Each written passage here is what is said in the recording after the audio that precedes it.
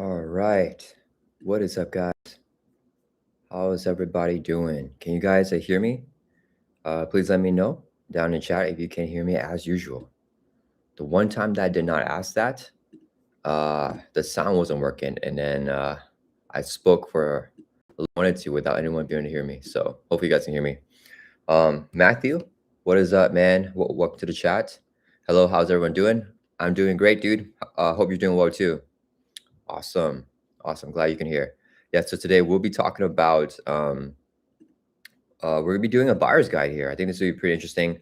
Marvel CDB has been down kind of a lot like this past weekend. So I didn't want to do like another like every deck or the best deck for the best heroes because we need to look at Marvel CDB for that. But for this, we can look at heroes to talk about buyer's guide. So I thought that this would be like a little break from that series here. And yeah, as always, let me know, down in the chat or comments if you're watching this later, if you guys, like this type of live stream. But yeah, Ebony Beowulf, welcome to the chat. Hope you're doing well. Thank you, man. I hope you're doing well too. So I think that this would be a pretty interesting type of video because so basically we have a chart here. And I'm not sure if I want to commit to like this for like the categories, but we have aggression, justice, leadership, and protection. And then you guys know there's a lot of stuff that's out of print, a lot of stuff in the legacy environment, and Fantasy Flight Games, a lot of their stuff is for like the newer stuff that's still in print is like the current environment. So I do want to put an asterisk on everything that is in the legacy environment, but I kind of want to have like I want to show the best products for legacy and current. And then for people that, are aiming to buy those out of print stuff, they can see like, okay, this is still good with the asterisk. But for people that are looking for only the current environment stuff, they can just ignore everything that has an asterisk on it, right? Beowulf says, I just finished your video of Gamora against Claw. Super fun matchup. I don't understand why you don't like Claw. Yeah, okay. I mean, I don't hate Claw. That was a super fun matchup, I will say. So with that deck, so I think that deck is super fun. Huge shouts to you guys for creating that deck again. Beowulf says you're missing one aspect there, basic. True. Basic is not an aspect, but we will add, yeah, I think that's a good because some people want to build decks focusing more with basic cards. And I think that if we're doing that, we definitely want to have a buyer's guide recommending that as well. It's probably going to be the packs that have the power in all of us, which are they all out of print now? Is Iceman out of print? Iceman comes to power in all of us. I think Iceman is still in the current environment, right? Because it came out in the Age of Apocalypse wave, which is like about to go out of print, but it's still currently there. So yeah, good shout out there. Yeah, let's include basic. Thank you, Beowulf, for that. Let's do gray color. Yeah, let's do basic there. Yeah, because I don't think there's gonna be a lot for this, but I mean we might have some good ones. Iron Stark says, I just watched that too. Gamora had some more versatility than I expected. I like the changing form synergy. Yeah. Huge shots to you guys for creating that deck for me. That was a really fun deck. Okay, so I think the deck was fun. Man, that was a tough game though. That was a tough game against like just regular, expert Claw. I say regular, but it was expert. But like, I don't know. I expected to kind of demolish Claw. So I think I was a little surprised that like I thought it like because the deck plays at such a high tempo with all the events, I thought we would take down Claw in like, I don't know, 30 minutes. Like that was kind of what I was expecting. So I was a little surprised that it kind of like went the distance. And for Claw didn't really do much of his annoying stuff, I think, that game. I mean, he was tough. He was a good challenge, but the annoying stuff for Claw is like he'll like exhaust you and stuff. I think it's like he has a card where like if he does damage to you, he exhausts you. He'll have like effects like encounter cards where it'll be like choose to spend one of each resource type or exhaust all your characters or something like that. I was like, man, like those cards are just really annoying with Claw. Yeah, and then I don't think he actually did that to Gamora. He did one annoying thing. I think he got Claw's Vengeance, which is an encounter card. So it's like activation in hero form. And if he does damage to you with the activation, if he deals damage, so the only way to prevent damage dealt is by defending, essentially, right? Because if even if you have a tough stats card, like with the hidden base, he'll still deal damage. So I think we had the main scheme on the first main scheme, 5 out of 6 threat. and like there's no way to like not have the damage be dealt. So like he, I think we might have even had a tough. I don't remember, but then he placed 1/3 in the main scheme because of that, and it popped the main scheme. So that was, I was like, man, that's really annoying. But yeah. Beowulf says Expert Claw is hard. It requires so much tempo at the beginning and also requires a bit of luck with encounter cards. True. Okay. So I think that it's weird. It's weird because I try to find a balance in what makes it a villain. Like, and whenever I say a villain is difficult or easy. So like, okay. So for example, like in my opinion, I think that Claw is a good challenge. I think Expert Claw is a good challenge. In my opinion, Expert Iron Man and Expert Captain America, those villains from Civil War, are more difficult than Expert Claw. Whenever I made reviews talking about that, right, I think that they are also like, great challenges, right? There's a lot of people like telling me, not a lot, like not the majority. I think the majority of people still agreed with that, but a lot of people were like, "Oh, Captain America, so easy, super duper easy. Iron Man, super duper easy. Like on expert mode doesn't matter. Like I just like destroy them." But it's like, so for people that are saying that, are Expert Claw super easy as well? Like, is that a super easy villain? Is like Expert Mutation Formula also like super easy? Because the thing is, like, I don't think any of those villains are super easy. I think that if you have like an optimized deck, they are easy. But I kind of want to like take in totality like all decks, right? I kind of want to like, because basically, if you play with a theme deck or something that's not super optimized, I think Expert Claw and Expert Mutation Formula can be very hard. Same with same with Expert Captain America, Expert Iron Man. I think that all those, raise depending on your card pool. You have less cards if you're doing current environment and all that stuff. So I think it can. There's a range. So like in my tier list, I put Claw and Mutation Formula in that B tier. I think that they are solid challenges. And A tier is like Ultron, Thanos, which I think and Captain America, which I think are a step up. And then if you think all those are easy, because there are a lot of people that think that those are all easy, everything except for like Ronan and Venom Goblin are easy. Like some people think that. So like that's fine. But like I just want to kind of incorporate the entire player experience whenever I'm talking about that. So like, yeah, I think that Claw is a good challenge. I wouldn't say that he's like difficult. Like he is one of the more difficult villains in the game in terms of like average. Like, but he's just slightly above average in my opinion. Like he's like in the average tier, but like maybe in the higher end of that. And then there's like a whole tier, like a whole 2 tiers above that, in my personal opinion. But I agree. In the beginning, he has a lot of tempo. Yeah, because but I will say I will make a caveat to that. So Claw's a lot of early game tempo because he gives you a minion. He gives you 2 side schemes, right? So you got 2 side schemes and a minion. So a lot of the tempo there is a little bit more for show, I would say. I think the minion can be tough depending on like RNG. If you get like an easy minion like the Armor Guard, or you get like a really tough minion like one of his Masters of Evil. But for the side schemes, I think they're deceptively tough because the side scheme that is just a crisis icon has no immediate pressure, right? Because there's no initial threat in the main scheme anyways. So it's like you don't have to actually clear the side scheme on turn 1. It's kind of like just there. And then the other side scheme, the Immortal Claw side scheme that also starts off on expert mode, has acceleration. So I usually focus on that one first. But even if you don't, I mean, it's just one extra threat. But the plus 10 hit points that Claw gets seems like, oh my goodness, Claw has plus 10 hit points. But then, like, if you clear it off, which you're going to clear it off at some point, he loses 10 hit points. So it's kind of like, I don't know. I feel like it's not, it looks like there's a lot. Like oh my goodness, I just started this scenario and I have Claw the villain card. I got 2 side schemes and I got like a minion as well. Holy cow, there's so much stuff. But I do feel like it's, sometimes it's not as, like, depending on the minion, right? If the minion's just like an Armor Guard, it's like, looks like a lot, but it's actually a little bit deceptive because it's like, okay, it's a lot, but like they're kind of like the easiest like stuff for each thing, if that makes sense. Iron Stark says it was strange how tough it was, even though you had turns where you cleared all sides using minions. Yeah, I think like in that turn 1 was crazy, right? Because that turn 1, I think we got like, did we get a research generator out? I think we got one of Gamora's stuff out. We like cleared off everything. I think like both side schemes and the minion was a Master Evil minion too, I believe. So yeah, it was crazy. But then like it just felt like Claw was out tempoing Gamora in that, which was like, I don't know. You guys know I'm not the biggest fan of Gamora.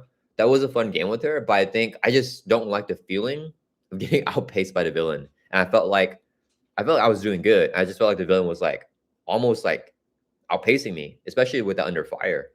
Um, Matthew says, "Can you do an Ebony Maw one? I keep getting a beat down." Yeah, I mean, he's a villain I haven't played in a while. I'm not a big fan of Ebony Maw. I do have a couple of playthroughs. I think at least 3 playthroughs on the channel. Playing Ebony Maw though. I have every single villain on expert mode. As a playthrough on my channel. I hope to get everyone on in a two-handed game someday. But Ebony Maw, I think definitely scales up the more players that you have. So I think he's a little bit easier to choose solo. I that's just my personal experience. I haven't played him two-handed, but I played him multiplayer before. I remember like our group was like getting beat down. But it could have just also been because of our decks. Because I think we all played like janky type of decks, like for more fun type of stuff. Bill says, exactly. Claw is a good challenge. Of course, not top tier. Yeah, yeah.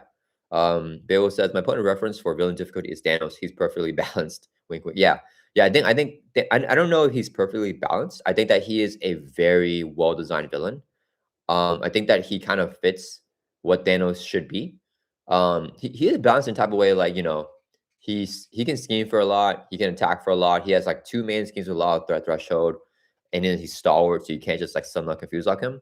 I think he's like near the high end of A tier. So he's like, so a lot of people don't believe that Venom Goblin and Ronan should even be in a game. So if you don't consider those to be actual like villains because they're so like insanely like difficult, the Thanos is definitely like in a higher end, which is fair for him. Miguel. Oh man, let me do the live chat. I forgot to switch that, Miguel.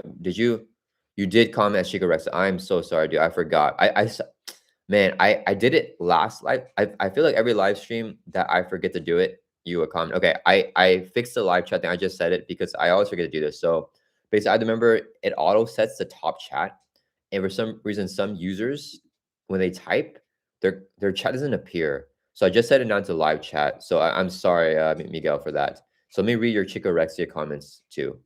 So he says, "Hi, welcome to the chat. I think you got a pretty hard game. If I remember correctly, you got under fire turn 2. You also got Shadow of the Past with those nasty waylay cards that confuse instant."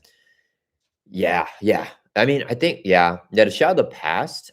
So maybe it's not really Claw's difficulty, but more so Gamora, because man, her Nemesis set is crazy.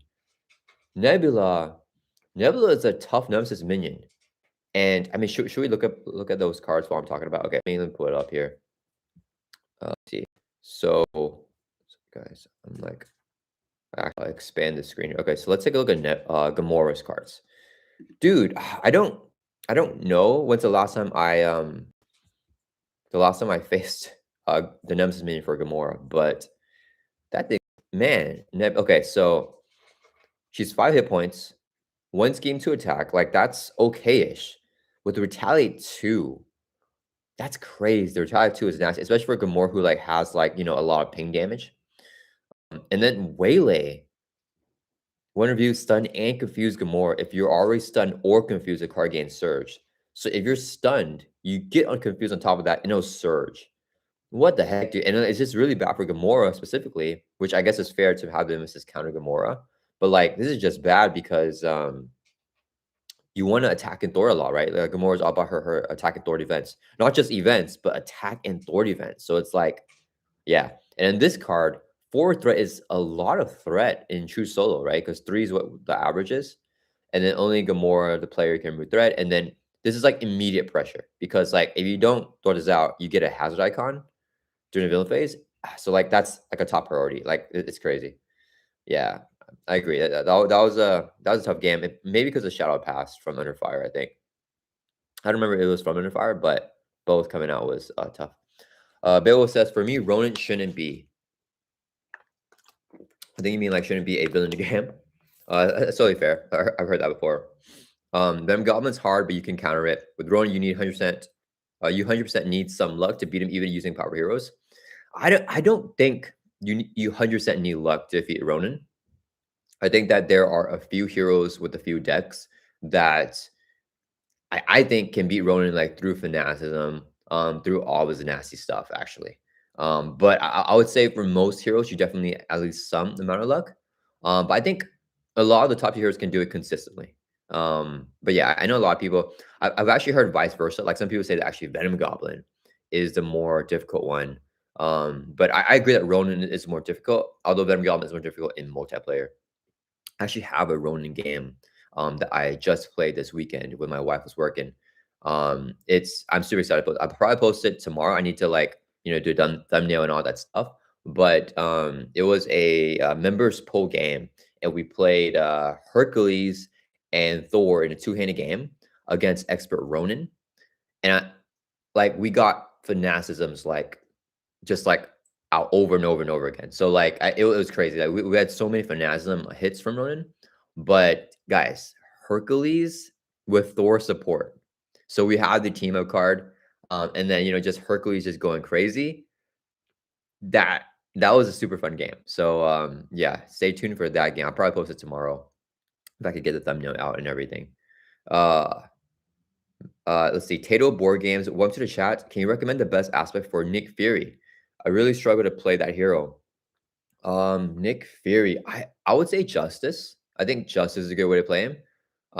Just building into the threat mitigation, because if you are going to stealth form a lot, you probably need some extra help managing that threat.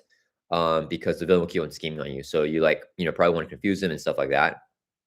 If you want to just rush the villain down, aggression is also another good way, because aggression you can build more damage. So, but I think aggression is maybe less reliable, especially in true solo. But yeah, I think justice is more like all around. Yeah, Beowulf says that as well. Chica Rested says Gamora is one of my favorite heroes, but she almost dropped off my most favorite after playing her in a multiplayer Galaxy's Most Wanted campaign. You can't imagine how bad it is to have Gamora's nemesis set in multiplayer. All the cards target you and other players. You draw much more encounter cards. Oh, let me see this. So Waylay, Sudden Confuse Gamora. If she's our Sudden Confuse, this card gains Surge. So at least a Surge will happen on the player that drew it, but that's hilarious. So basically, if you're playing, two players, Gamora gets an encounter card, and if your friend gets Waylay, this hits Gamora plus Gamora's encounter card. This right here, after the phase begins, doing counter card to Gamora in a bind attached to Gamora. That's hilarious. I did not realize that. Yeah, that is super funny. Poor Gamora. Chica Rex says, I basically stopped playing the moment I got Shadow Pass. I would get back to back Waylay. Yeah, it's actually about design. I don't know if I don't know if I'll go that far. I feel like it's not that it counters Gamora, like it definitely counters her. I don't know if I would say it's bad design. Let me think. What would I? Yeah. Okay. I would say I don't think Gamora. I know a lot of people might disagree with this. I don't think Gamora is one of the stronger heroes in Marvel Champions. I think that event-based heroes are a little bit inconsistent. So I think that a Nemesis set that's all at this level is a little bit difficult. So it's a little bit overtuned for Gamora, in my opinion. So yeah, I would say like if I were to design this, I would say it should be a little bit a little bit weaker, right? Maybe like 3 threat or 2 threat on here. Like maybe even no, it can't scale per player because only Gamora can remove threat from it, right? So yeah, maybe like hey, I don't know, like maybe this just doesn't surge. Like I think the Stunning Confused Gamora is already rough, and then just have it not surge if she's already Stunning Confused. Yeah, I feel like it's pretty tough. Savior, welcome to chat. Hey, Web-Warrior Fanatic, how's everything been? Everything's been good. Yeah, I can't really complain. Yeah, we're just chilling. We played pickleball this weekend, so that was a lot of fun. Love playing pickleball. Um, yeah, yeah, it's been good. Eveo says you should do a video guide to beat Ronan and talk about strategies and his cards and how to counter it or something like that. I actually have a video. Like basically, I don't know if it's exactly like that. Here, I'll pull it up. Oh man, I don't have my keyboard. Sorry guys. So I have this keyboard here because people have told me that whenever I use my regular keyboard on a laptop, it's like too loud because you guys can hear it because the mic is like from the laptop as well. So I'm gonna use this keyboard. What am I typing? Oh yeah, Ronan. So I don't know. I can find that video because that video does not come up on search. I think. so I think I basically just ranked all. Okay, yeah. Here we go. Um, yeah, this video did not do well, but let me see here. Okay, then I gotta share. So shares tab. Um, okay, so yeah, I did this video here where we ranked Ronan's encounter cards. So I basically just talked about like every single card here from Ronan, and then like cards that I didn't mind seeing, like basic encounter cards, like a huge pain, and then like basically my thoughts about like how to like counter these cards. I thought that this video was very informative because actually quite a few people requested this. I think this is also from request as well, right? Giant Lasagna asked me to do a video like talking about building cards. So I started with Ronan here, and this video, not a lot of people liked it. So I was like, maybe people don't want to see it. But yeah, I actually have a video talking about that. But okay, let's get started here with the buyer's guide, guys. That was a lot of fun talking about that Gamora game. But let's here. Okay, so I do want to talk about. All right, so basically, we're gonna be including out of print stuff, but everything that's out of print will have an asterisk. So anyone that's seeing this will like, and they only want stuff that's currently in print can just ignore everything with the asterisk. But I think that like players like me, even if I were jumping the game now and I'm not able to get stuff that's out of print, I would still want to know like what are the best packs for each hero. Because then if I see a good deal on it and it's like I can buy it somewhere, I want to hop on that. So I think that I still want to have like the legacy environment stuff as a part of this. But we do want to focus on current environment as well. And I want to be objective in terms of like if the best aggression pack is legacy, I still want to have that as number one, but then we can have like on the number two spot a current environment or something like that. Or if they're like all good legacy stuff and there's like not much current, I still want to have that. And then like if someone's looking for current, they can just buy the highest current product because I don't want to just say like, oh, this is the best product for the current environment, but there's actually tons of better packs in the legacy environment. And then people don't know about that, right? So I do want to kind of like have both environments as a part of this list. Beowulf says, I think it's the name of the video, not quite sure. Haven't seen it before, but definitely I will now after the stream. Okay. Yeah, maybe I can change the name of it. The name is Ranking Rodents and Counter Cards. Yeah, so maybe something like, I don't know. What was your initial thing? Like strategies or like guide to beat Ronan? Yeah, maybe a guide to beat Ronan. So I do have videos like with that title, and maybe they did better because they're like playthroughs. So just like how to beat Ronan like very easily, and it would be like a cable video, just like explaining every single turn, like exactly what I'm doing, and just like launching the scenario. So yeah, okay, let's get back to the buyer's guide here. Okay, so which one should we talk about first, guys? Is there any one aspect you guys want to talk about? And what do you guys think about this right here? Should I have like, is this a good category? Like must have, very good, decent, I guess. And then I don't know. I want to like because this is a buyer's guide, right? So if it's like not good, what's the point of putting it there? Must have aggression pack Wolverine. Do I agree? Yeah. No, I mean that is 100%, dude. Good call out there from Iron Stark. That is legacy though, so I'm gonna put asterisk. But Wolverine, he might be the best. He might be the best aggression pack, and it sucks for everyone that doesn't have Wolverine because not only is he a hero, and just very popular in general. Let me pull him up over here. But I think he's probably the best aggression pack, and it's not even a lot of his aspect cards. Aspect card heroes, Sunfire and Psylocke, they're universal because they're not for like they're X-Men, but they're good for non-X-Men decks, and they're like basically all includes, right? Yeah, this is tough. Like I recently did a giveaway, I think just last Christmas for a Wolverine pack. So if I can come across another one, I'll definitely do another giveaway for that. But yeah, I mean, like Psylocke is aggression's best way to confuse. She's arguably better than Professor X. Like they're like neck and neck because X gets that on play confuse. Psylocke cannot confuse the guard minion because she must attack the enemy she's confusing. But she has the versatility to ping off toughs. She can confuse minions as well. So she's just so good. Like one of the best ways to confuse. And aggression's basically like the aggression way to confuse. And Sunfire popping off attachments, that's still so rare. I think only protection has a card now I think from one main hero pack that can pop it off, but that one you need perfect defense to pop it off. So it's like a lot less reliable than Sunfire, just playing a 2-cost ally with a good stat line. This is a great stat line for a 2-cost ally. And then spend a energy. You can do this in alter ego or hero form because it's a response, not a hero response. Pop off an attachment. And some of these attachments can cost you like 3 resources, 4 resources, 5 resources, right? Because you have to exhaust and spend resources even more on top of that. So yeah, Wolverine, yeah, he is really good. Bayo says aggression first. Okay, cool. Yeah, we're already doing aggression. Aggression is always fun and have received a lot of love lately on current. On the same subject, question for you: do you think the new cards that give 3 hit points and +1 stats? Do you think the new cards? Do you think the new cards that gives 3 hit points and +1 on a stat accordingly of the aspect? Are you asking me if they're good? I do think they're very good. I do think they're staple cards, and I think that's gonna go a lot into current environment recommendations. I think that that's huge. To be honest, yeah, because I feel like having hit points and +1 in the stat that your aspect is in is very, very big.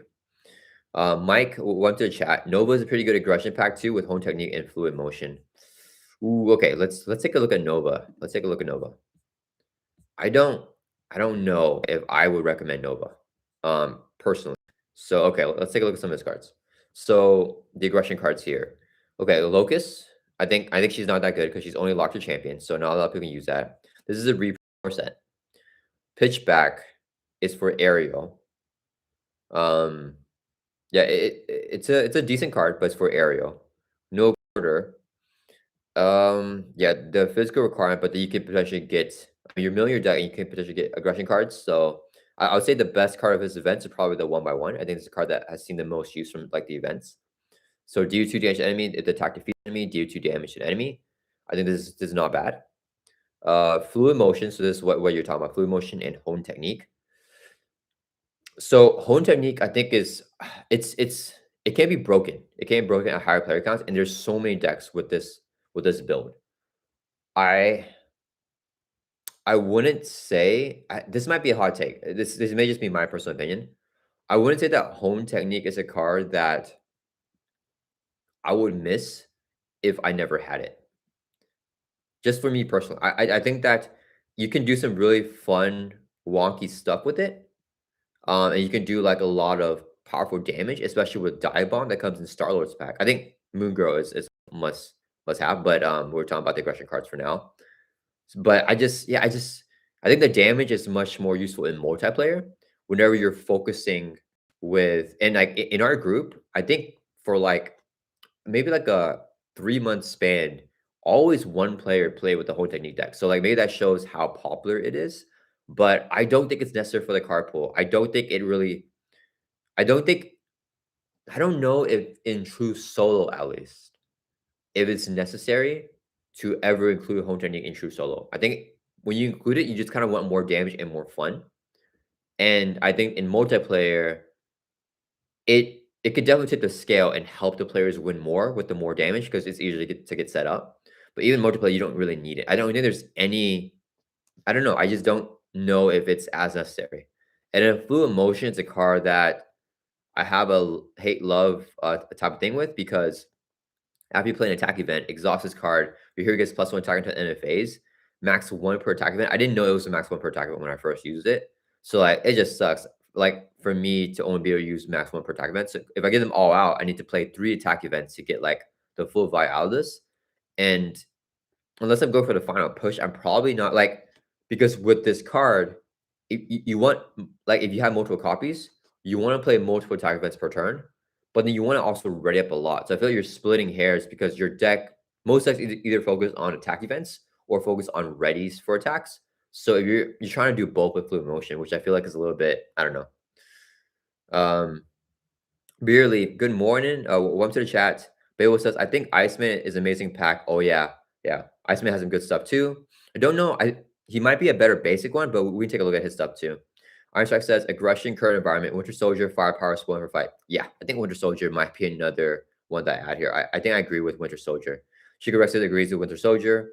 Beerly says, do you think they'll ever reprint Sunfire or Psylocke cards like that? Some cards are just too hard to come by. Yeah, I don't know. I hope that they reprint it. I don't know if they will. because they're X-Men. But yeah, I don't know. I don't know if they want to reprint cards like that. The thing is, I don't even think that they're overpowered. I think they're just good staples. But maybe some people argue that staples are overpowered because like, you don't want the same card in every single deck. Not me. I'm okay with that. But some people might argue that you don't want the same cards in every single deck. So yeah, I don't. I I think that if they redo X-Men, yeah, I mean they gotta reprint at least one of them, right? I don't know.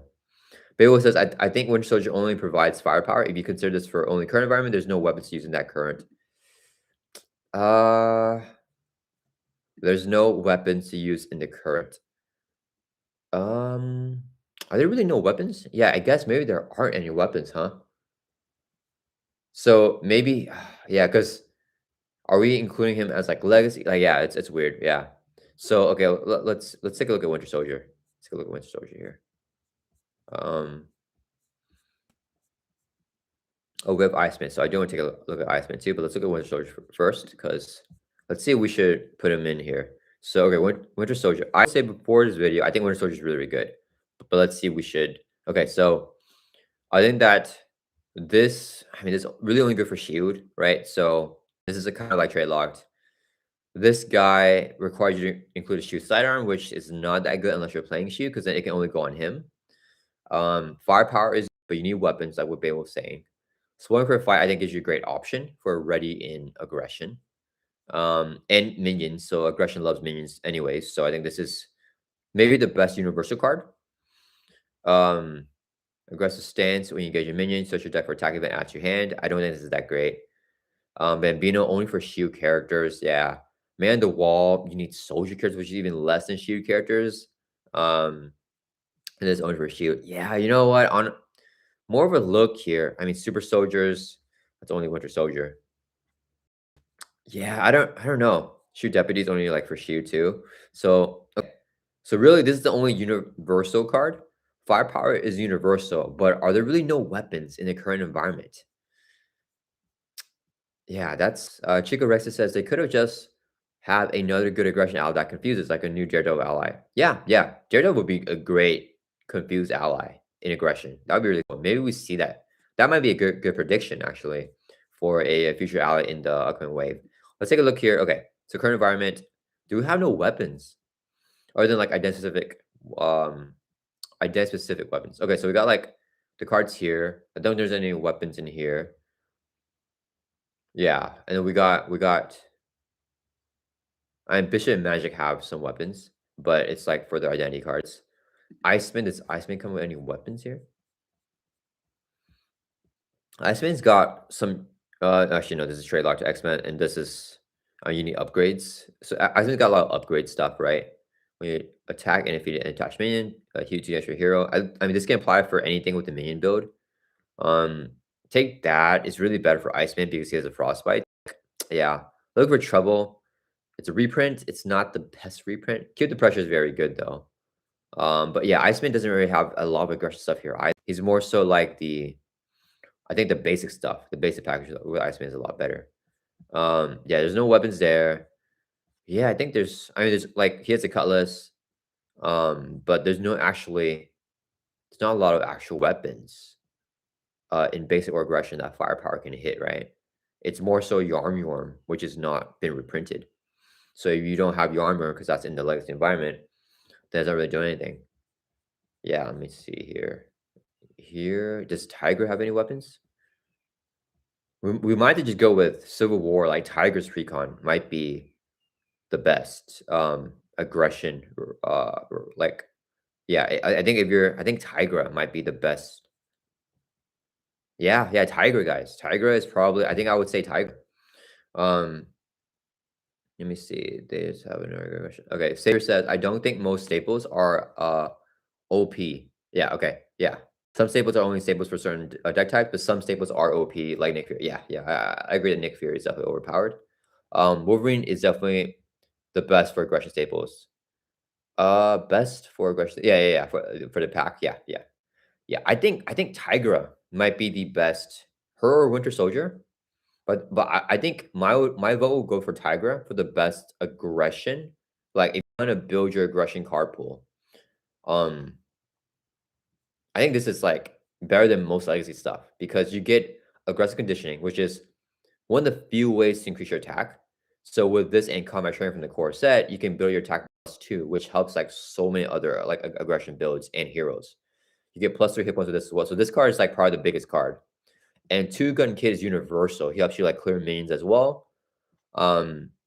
Air cover also works with minions. So like this is like good minion synergy. And aggression, a lot of aggression cards are all about that. When you attack in defeat attachment, heal 2 damage. So like attachment for minions, more minion stuff. And Savage Strike is kind of like a weaker Hulk smash, but with a piercing. So having piercing on an event like this, yeah, I think Tiger is very good.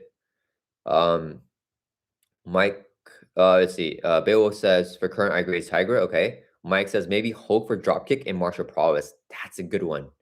Hulk is a crazy. Yeah. I think we gotta put in Hulk here. Hulk's a very good pack. Yeah, good shout out for Hulk. Saber says Tiger best for current. I think so. Beowulf says Winter Soldier for me is more fun hero, but player cards Tiger 100%. Yeah, I think right now we're talking about more about player cards. So yeah, it seems like everyone's agreeing that Tigra is probably going to be the better product. So okay, so let's put Civil War because that's the expansion here. Let's leave it very good for now. I don't know. Do you guys think it's a must-have? We can kind of debate that, but I do want to take a look at. Oh, sorry, I put this here in the chart. I forgot to share it here. Yeah, so I just put Civil War here, and I also want to put Hulk somewhere. Maybe we put Hulk in very good. Maybe he's a must-have as well. But I think Hulk's a very good pack. So let's hop back over here. Yeah, Hulk, from what I remember, is one that I use his aggression card so much. Yeah, Hulk, good, really good pack. All right, so we got Bruce Banner here. So okay, print, but I think you can get him everywhere actually. So okay, he's got these 3 aggression allies. I don't think the allies are that good though. I don't like these. They're so high costed, and like they're not allies that I use a lot. I probably never use any of them, to be honest. They're not like crazy good allies. Dropkick's a very, very good card. I love this card. This card is super, super good. A great aggression card to give you the tempo for damage, but you also get draw a card and you can stun. And a lot of aggression cards have physical as well. So I think this is a really good card. Maybe the best card in Hulk's pack. Toe to toe is very good for Hercules. I don't know if it's good for anything else though. It's nice to just get some damage off if you're rushing and you don't care for taking damage as well. So it's not terrible. You'll pay for that is not a card that I use a lot. I think this has been reprinted. I'm not sure. After villain attacks, you remove 1 threat from a scheme for each damage you took from the attack.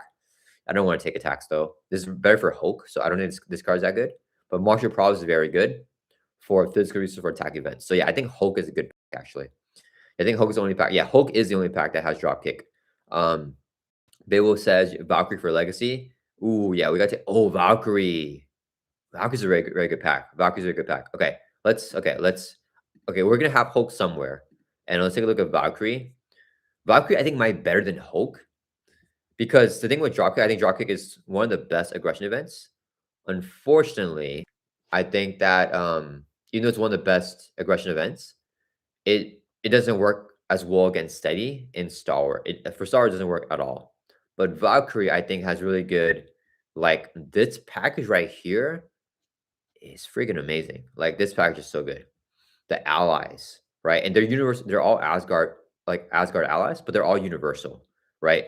Like Angela is 0 cost to get out a minion. This can be very, very good for a minion deck, but even for non-minion decks, you can run her because she's 0 cost. So yeah, she's pretty good. You can choose a minion. Throg. Throg is just great. Like getting a tough if you engage a minion for 2 costs. And this stat line is very good for 2 costs, like we discussed earlier for Sunfire. And Thor is really good to have a tough, and you can like AoE like clear off minions as well. So Valkyrie is a very good pack here. This stuff I think is not as good, but it can have its use if you pack that with combat training and with the new aggressive conditioning, right? With the quick strike and smash the problem. And even the best defense. Yeah. So I think Valkyrie is a very I think I would value having these 3 aggression allies in my card pool over the dropkick. Maybe. I mean either way, I think Valkyrie and Hulk. Yeah, I think Valkyrie and Hulk are both good. Valkyrie above Hulk, but I think they're both very good. Okay, so let me ask you guys: Is Tigra the stuff that Tigra comes with? Is that a must-have? Oh, sorry, I forgot. So we're here on the aggression list, right?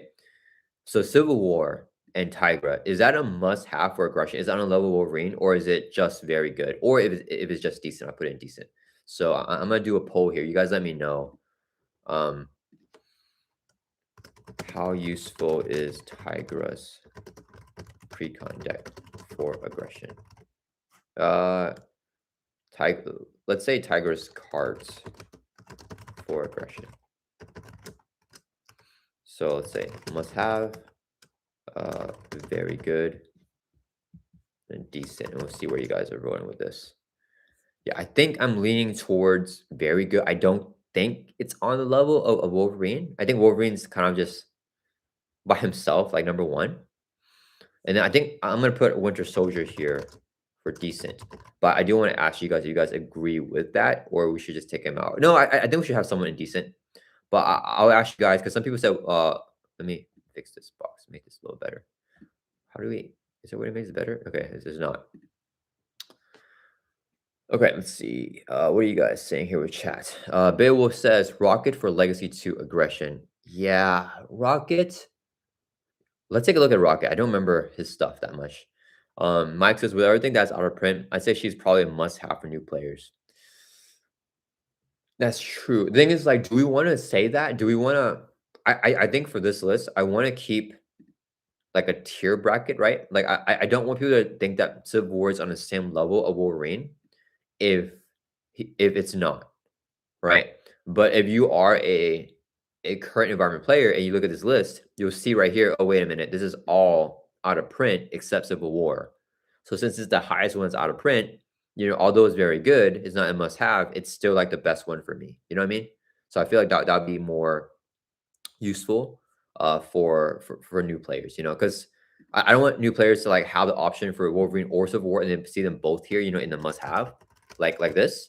And they're like, okay, you know what? They're both must haves. I'd rather get like more value and get Civil War, but actually like Wolverine might actually be better, So I just want to see what yeah.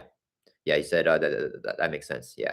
So it looks like 56% of the votes here are for very good. Yeah, I think very vote is winning a lot more than must have decent. Yeah. So we'll have Civil War here for very good. I think it's a very good pack for aggression.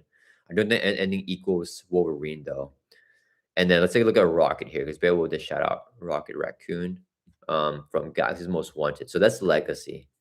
But let me take a look at the cards here. Okay, take a look at Galaxy's Most Wanted Legacy cards here.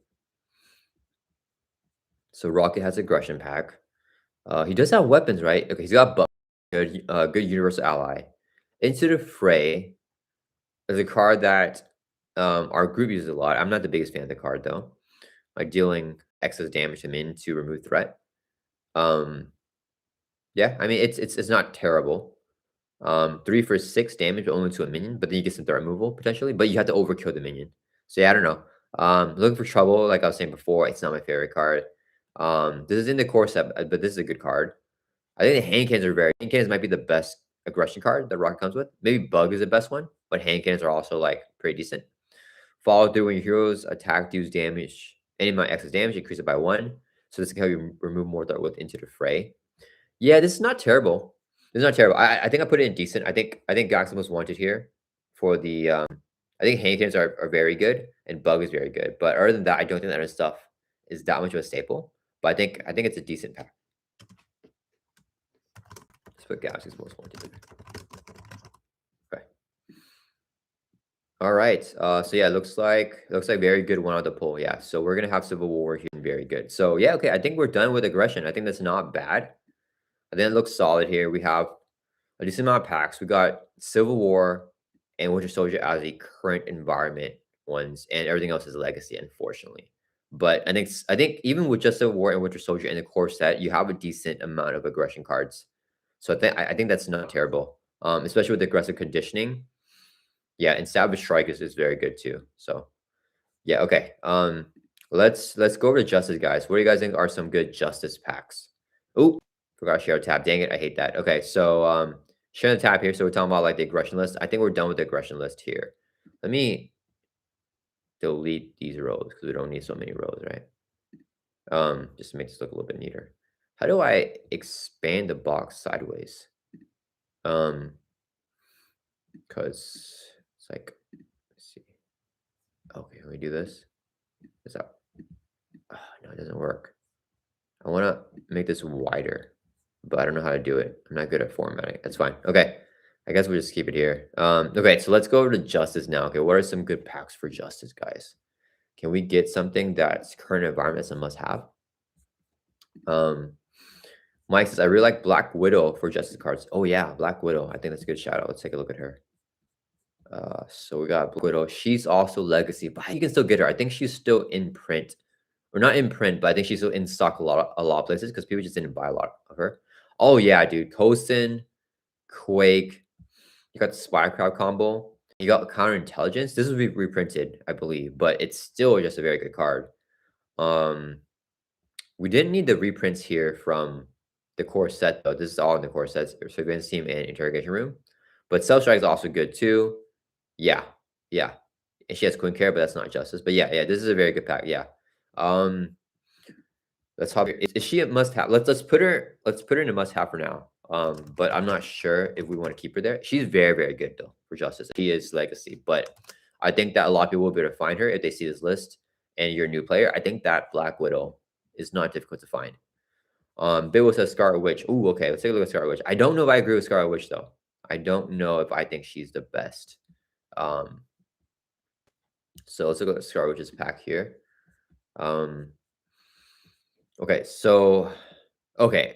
Maybe I'm wrong. Wiccan's very good. He's one of the best Justice allies. Speed's not as good. But Wiccan's very good. Christ Averted, not my favorite card, but it can be better in multiplayer. Multitasking is very Swift Retribution. I don't even know what this card does. Villain Schemes do 4 damage. Okay, that's why. This card's not good. We don't want the Villain Scheme. Most of the time. Turn the Tide is probably the best card. But even this it's a response. You have to throw remove all the threat, which Justice is usually doing, but I think this is probably the best card. And then yeah, okay, so that's it. So Turn Tide I think is solid. Wiccan's very solid. Multitask. Yeah, this is a good pack as well. I don't know if she's like as good. I'm gonna put her in a very good, and we may bump Black Widow down as well. But yeah, Scarlet Witch is definitely a good pack. Tato Board Game says, I love Under Surveillance card in Nick's deck. Oh yeah, you mean Thor, right? No, Under Surveillance got reprinted. Yeah, in Agents of Shield. Mike says for current environment, I'd say Shuri. Okay. Iron Stark says a lot of those good Black Widow Justice cards are in current environment Agent Shield expansion. That's true. So maybe we bump Black Widow down. I think she's still good, but I think that the fact that we got those reprints means that we can bump her down because she's not a must-have, right? Because you got some reprints from her. Psylocke sure is a must-have. Those are some good ones too. Okay, let's take it one at a time. Let me see here. Okay, so let's take a look at Agents of Shield. I want to look at Agents of Shield here. So Agents of Shield. Pick it down here. Okay, so how much of the Black Widow cards are in here is the question. So we're looking at Fury's cards. Well, the Douglas is not that good for Justice in general. So Nick Fury's got. Oh, he's got the Shield package. We got Coulson again. We got Quake again. We got the Under Surveillance, which is like, this is like a must-have for Justice. So I think, does this go a must-have, guys? Is this a must-have? Because this was only in Thor. And I think Thor is worth it just for Under Surveillance. Prism Dust is more situational because you need minions. This stuff is a little bit situational as well. But Quake, Coulson, and Under Surveillance, only 3 cards, though. It's only 3 cards. I could have sworn we got Counterintelligence in here. Is Counterintelligence not in here? Is it in backup? Is Counterintelligence in Civil War, guys? I thought it was.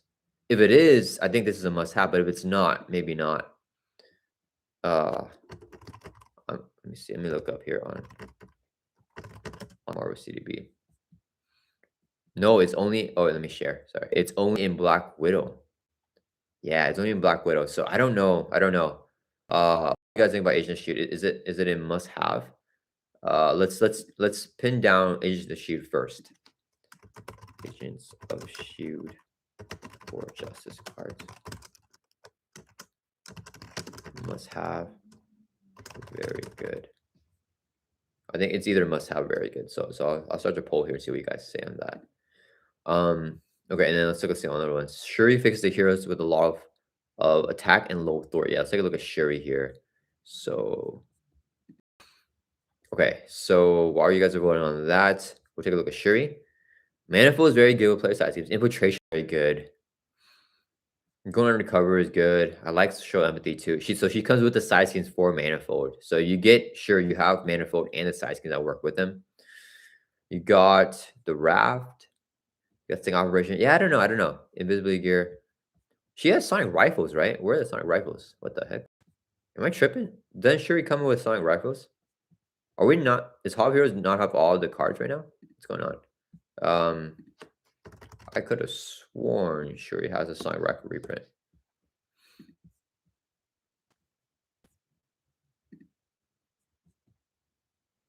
Venom and Black Panther, right? Yeah. So this is in Shuri's pack. Yeah, I'm not sure why. Yeah, it's in Shuri's pack. Okay, so I'm not sure why it's not on Hall of Heroes. Are we missing any cards from Agent of Shield from Hall of Heroes? I don't know, but yeah, I agree now because with Sonic Rifle and in Manifold with the side skins and Infiltration, I think that she's a super solid pack. See, man, the votes are tighter right now, guys. Get your votes in for Agents of Shield, guys. What are we gonna put it? Must have or? But I think I agree with you, Beowulf. I think Shuri.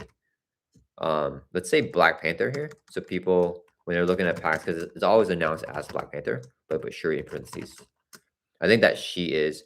I wish I could widen this. How do I, guys? If you guys know how to Google Doc, if you're a Google Docker, let me know how I can expand the borders here to make this wider, because I don't like how that looks. Yeah, I'm not a fan of how this looks, but yeah, I think Shuri is a very good Justice pack, because she has to confuse with Sonic Rifles, and she's got Manifold, she got Side Team, she got Infiltration for a lot of their removal as well. So she's got like Authority events, she got Minion Synergy with Justice. She's got everything going on. So yeah, I think Shuri might be the best. Julio, what is up, man? Welcome to the chat. We're just doing our buyer's guide here, and let me see. Someone also said, I thought there's one more pack that was shouted out here. No, Psylocke. Yeah. So Beowulf says Psylocke. So let's take a look at Psylocke here. Psylocke. Okay, here we go. We got Psylocke here. So she does bring a new archetype to Justice, which is the upside the head archetype. It's not my favorite archetype because it's just more damage for Justice, which is not necessarily the most needed thing. Because the blow reprint is good. It's not the most efficient card. The allies aren't super good unless you're playing him with this archetype. He's not the best. He's just super expensive.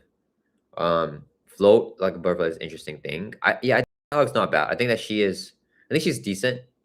You could make the case she's very good. Yeah, let's put her in very good. We're putting her in very good because I think just having an archetype on her own with Float like a butterfly is interesting. And if you buy just Psylocke, you'll have access to that, which is like pretty useful. So you can play that whole entire like play style. I wish there's a way. Is there a way? Sorry guys, keep on trying to see if there's a way to make these wider. But wait, that worked. Oh, wait a minute. Okay, hold up. This is working. Okay, so now we can move everything a little bit over. Oh man, that looks way better, right? How's that look? Yeah, I feel like that looks way better. So I can't move this side though. Oh, I don't want to do that. Because now it goes off screen. You guys can't see there. Okay, so we're trying to make this super small. Okay, and then we can make this wider here. Let's do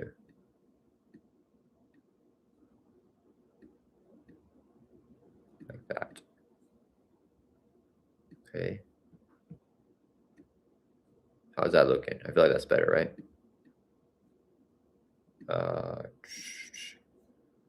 Is that better? Let me see.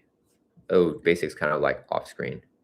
Let me bring this in a little bit. Oh my goodness, that's way too big. Okay. All right. How does that look? I think that was better. Mike says Phoenix is nice to have too, but good luck finding her. Oh yeah, Phoenix is a tough one. Let's find Phoenix too. Bill says I think justice is a better aspect for current environment. Justice is the better aspect for current environment. Really? I think justice is a better aspect for current environment. I don't know. I don't exactly know what you mean by that. Do you mean like the card pool is better for current environment, or like do you mean like if you are playing current environment, justice is the best aspect for you? I'm not exactly sure what you mean, but let's take a look at Phoenix here. And I know a lot of people can't get Phoenix, but we can kind of see if she pack here for justice. Well, I remember she has like a lot of X-Men, no? Okay, these guys aren't that good. This is only for X-Men. This is only for Psionic, which is based for X-Men. This is for X-Men as well. This card we talked about earlier, I'm not a fan of. Yeah, I'm not personally a fan of Phoenix for Justice. I think she's okay if you're playing X-Men. I think for X-Men and for Psionic characters, she's pretty good. Yeah, but I think for like most Justice heroes, I think it's not the best. Beowulf says, yes, the card pool is better in the current environment for Justice. Maybe. I don't know because Ready for Fight in protection is also in the current environment with Silk. So Bill says, what do you think about Wonder Man? He got the Justice. Yeah, actually that's in this thumbnail because I think Wonder Man is a really good pack. Where's Wonder Man? Wonder Man is a really good Justice pack. So we talked about before how good this card is, right? For aggressive conditioning. You can make the case that heroic conditioning is even better because thwarting is more value than attacking, right? In Marvel Champions, it's just a higher value for thwart stuff. So you have 3 copies of this, which is just like bonkers. And then you got once, which is only for air characters though. So never mind. That's not as good. And then the ally lineup's very good though, right? You got Firebird and Hawkeye are 2 very good allies. They're like classic staples in Justice now. Scarlet Witch is risky, and Sentry I think is better than Scarlet Witch, but I think he's risky as well. I really like this card for confusing as well. So like this card is just super duper good. These are like also very good. And then this is, really good only for aerial. And then you got the her conditioning. So I think that Wonder Man, I think he's a must-have, guys. I think he's one of the best packs. I think that Wonder Man is a must-have. Let me see if you guys agree though. So, oh, you guys said Agent of Shield is a must-have. Okay. If you guys over that, that's what we're gonna do. We're put Agents of Shield here. In I forgot tab. Agents of Shield. Then in this case, you're right, Beowulf, because look at this. Like we have 3 Justice packs in a must-have so far. So Chad voted for Agent of Shield to be must-have. I'm assuming Chad will vote for Black Panther, Shuri, and Wonder Man too. But let's see. Let's run the poll, and we'll see what Chad thinks here. So I think let's do Wonder Man first. Is Wonder Man a must-have for Justice? So for me, looking at Wonder Man, if I'm a Justice player and I don't have anything, I would take Wonder Man over Black Widow. Because Wonder Man gives me heroic conditioning. So just like a great, survivability and extra thwarting, like permanently. He gives me a great confuse event for 1 cost, which Black Widow doesn't provide, and he gives me 2 solid allies. So Black Widow also has 2 solid allies. But yeah, he gives me 2 solid ones, and he gives me some risky ones if I want to do that, right? So I think this is strictly better than Black Widow. So, oh man, I forgot to share a tab. Yeah, so sorry. Here's the tab again. So I was talking about Wonder Man gives us this, which is super duper good. He gives us this, which is like a great way to confuse for Justice, a new way to confuse for Justice. He gives us 2 super solid allies, equivalent to Black Widow's super solid allies, with Coulson and Quake. And he gives us 2 Justice allies that aren't as solid, but they can be serviceable depending on the type of deck that you're building. So I feel like he's very good.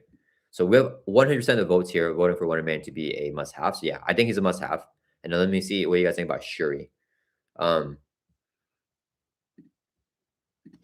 Is Shuri a must-have for Justice? Yeah, yeah, that's a really good shout out too. I think Shuri is also very, very good because for her, it's really the sonic rifle is very good for her. And then I don't remember the other stuff. We just took a look at it, but let me share this tab here, and I can remind you guys of these Shuri cards. Yeah, she's got these sonic rifles, and then she's got manifold with a bunch of player side schemes, and she's also got infiltration as a authority event. So I feel like she's very solid as well. But you can make and she has build support. So like I know that we're talking about justice, but if you're playing manifold, which is a justice card, you want to include build support, going undercover, and show AI. So you just want to include all the side schemes as well. So that almost kind of like attributes for that in a way. Ooh, the votes are tied up right now, guys. Get your votes in. It's 50% for yes and no right now. So we need a tiebreaker here for sure. But it looks like you guys are saying Agent of Shield got, I think, more votes than Shuri here. It was less controversial for y'all. So I'm gonna bump that up. Want to make 100%. So I think he's the best pack. And we got Agent of Shield and then potentially Shuri, depending on where you guys vote. But yeah, that's crazy. Yeah. Maybe we'll bump one of these down here. I think I'm gonna bump Scarlet Witch down to decent. I think Psylocke. I think Black Widow's for sure very good. I don't know if Psylocke, because Black Widow is universal.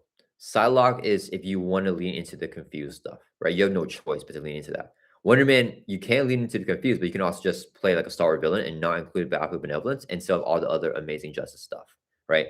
So like Black Widow can do that, Psylocke can, but then like the fact that it's a whole new archetype, I think that's why I'm gonna leave it here. Very good, because it's a whole new archetype. Yeah. So you guys said, okay, yeah, Shuri is a must-have for justice. 62% of the votes now. Okay, cool. Yeah, so we're gonna leave Shuri here, but last in the must-have. But that's crazy, guys. Yeah, justice may be the best current environment. Yeah. Shout outs to Beowulf there. I think you're on something. Yeah, I think if you don't have access to the whole entire card pool, justice might be the strongest aspect right now if you're only current environment playing. Only playing the current environment. I mean, yeah.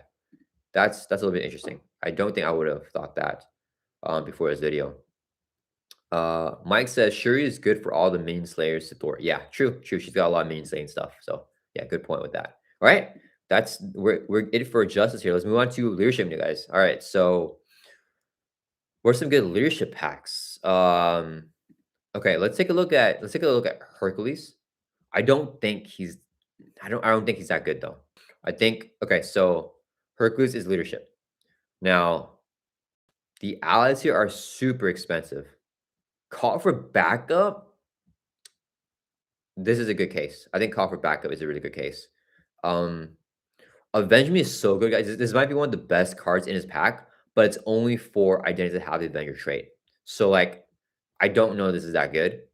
So it's really just call for backup. So I'm gonna put Hercules in decent because he's got call for backup, and I'm gonna say better for Avengers. If you're playing an Avenger hero, I think that Avenge Me is very, very good. And call for backup just always solid. So I feel like if you're playing Avengers, he's decent for the call for backup in particular. And the Avenge Me is insanely good for Avengers. So I'll put him here in decent. Let's see. You guys are saying Bishop. Beowulf says Bishop. Mike says it's gotta be Falcon. Beowulf says Magneto as well. Iron Strike says agreed on Bishop. Beowulf says Falcon for current. Okay, let's take a look here. Let's take a look at Falcon. Let's take a look at Falcon because I think I'm close to him here on where we're looking at these heroes. Falcon has strength and diversity. Strength and diversity is really, really good. Yeah, this card is a good universal card for leadership. This card is really good for Ariel, and I don't think Ariel leadership is developed enough to where it needs to be. I think it can be a lot of Hugan and Munin. Hugan Munин's solid. It's just 2-cost ally. Spectrum is solid as well. So Spectrum, Strength, Diversity, and Hugan Munin is not bad. Not a fan of this other stuff. This really doesn't apply to anyone else. This is really only for Ariel. Okay, I'm gonna put him. I think Falcon is. I'll put him. Is he very good or decent? So like, let's put him here for now. I think that Strength and Diversity is a must-have card. No, it's not a must-have card. It's a very good card. Yeah, Strength and Diversity is a very good card. You don't. I actually run it a lot less than I thought I would. So Strength Diversity is a very good card. Nothing else I think is very good. I think everything else is decent. And then I think he's like Hercules, like very good for Ariel, like how Hercules is very good for Avengers. So let me do a poll here, see what you guys think.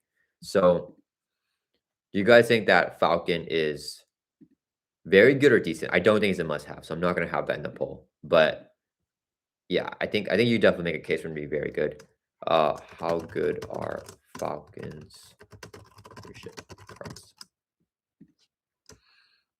Very good. Decent. Let's see what you guys say on that. All right, let me catch up here on chat. So Julio says, I mean, the core set only has Avenger heroes, so Herc is very good because of the current environment. That's true. That's true. That's true. Yeah, because if you're talking about the current environment, the whole Civil War wave and the core set are all Avengers. So you have 9 Avengers right there. Falcons is Avengers, so that's 10 Avengers. And you have the Shield wave and a Mutant wave.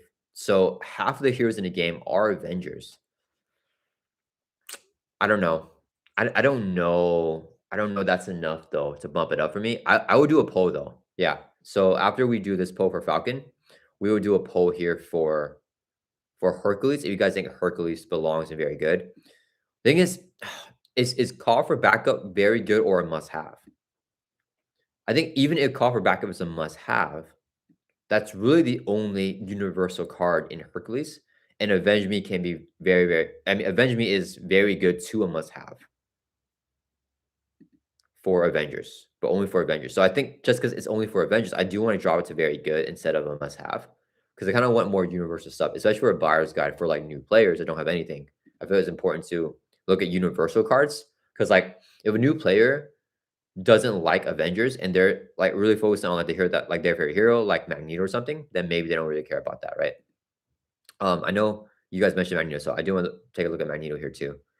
Let's see. Mike says Age of Apocalypse is a must for sidekick. Yeah, probably.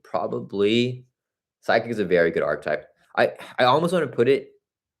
It's yeah. I sidekick is similar to Psylocke's Flow Like a Butterfly because it brings a new archetype. But sidekick is for almost every hero. It's more universal. So I think you may have to put that in the must-have. Yeah.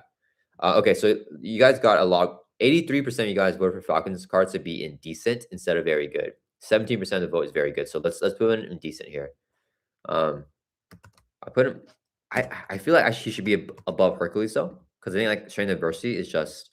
I think it's better, but let's see what you guys feel about Hercules here with the call for backup and the Avenge Me. So let's see what you guys say. So let's end this poll. We're doing another poll here. How good are Hercules leadership cards? And then let me see. Let's say very good to highest. I don't think he's a must-have. I don't think he's ever going to be a must-have. So very good or decent for Hercules. Yeah. And then while we're running that poll, let's go back over here and we'll look at Magneto. Magneto might be the best pack in actually current environment, which is pretty crazy. So let's take a look at Magneto here. Okay, so M is solid and universal. Kid Omega is super solid, very universal. This only works for X-Men. Cyclops is universal, super solid as well. So you got Cyclops and Kid Omega as a super solid allies, and we got M, who's very good. Then we got, this is only for X-Men, so we're not going to look at that. Squared Off is universal, works for everything. This card is very, very good. Noble Sacrifice is probably, and you got this, yeah. I'm Noble Sacrifice, the archetype of discarding ally to heal and get a tough.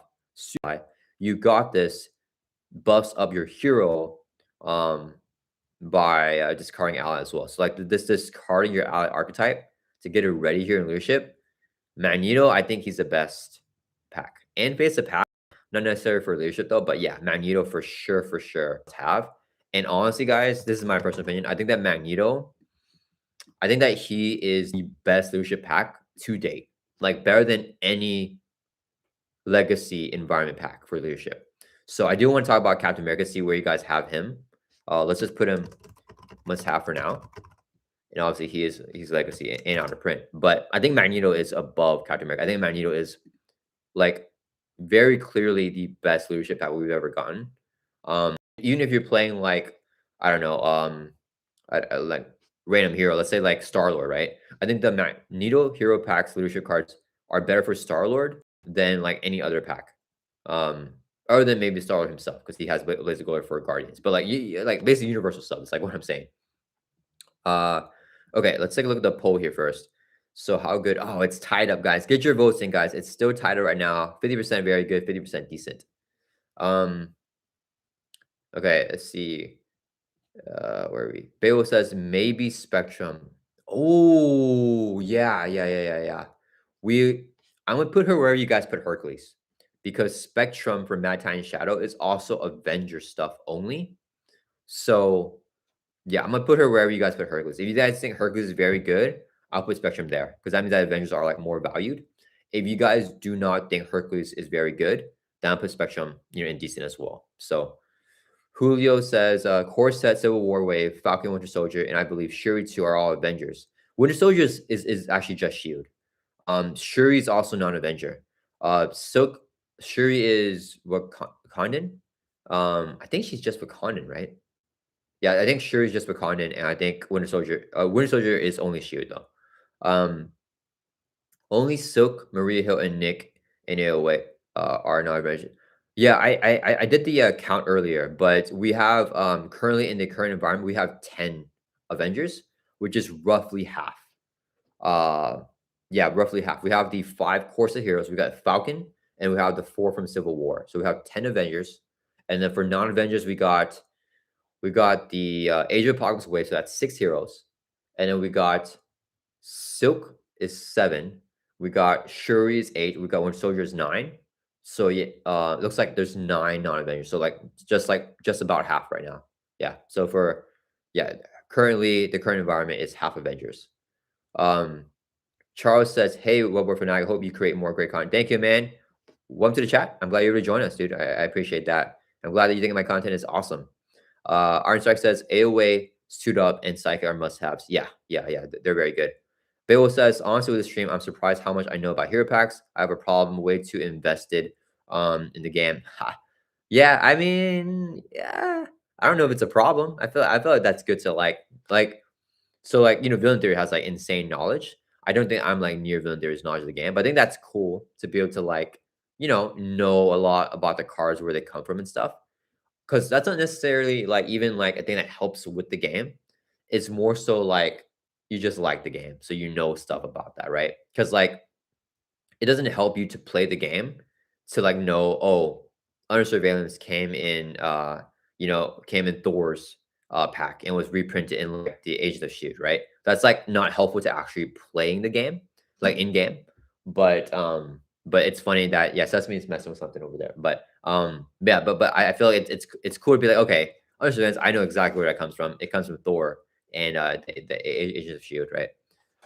Okay, you guys voted for Hercules here. Very good. Okay, I'm surprised. I am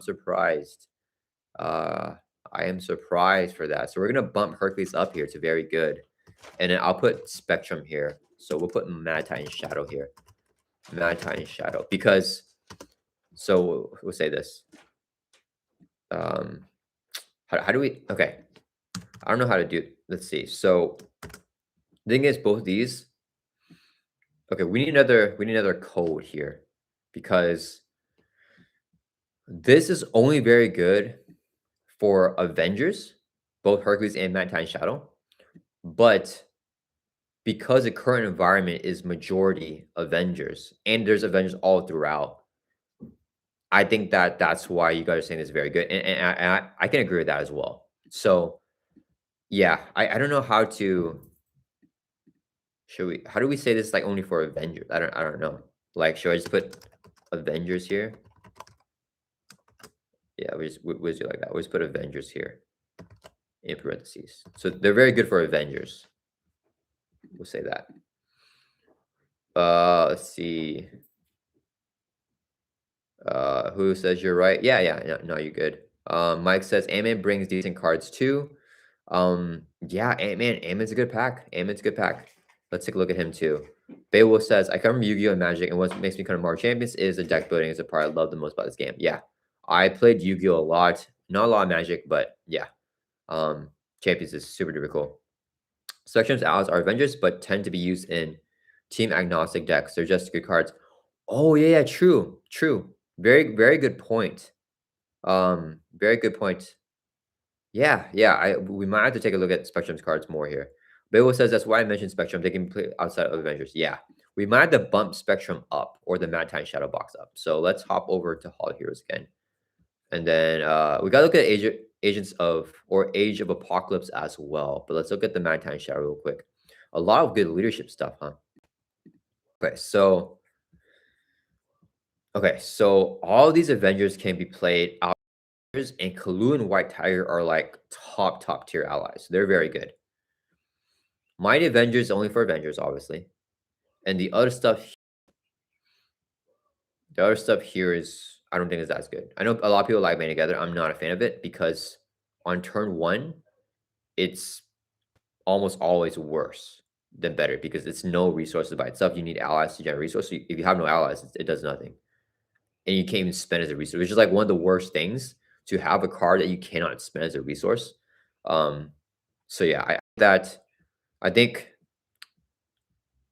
that these cards are very good. And I think the other stuff is good for Avengers, like Captain America, right? So yeah, okay. Let's put this above Hercules though.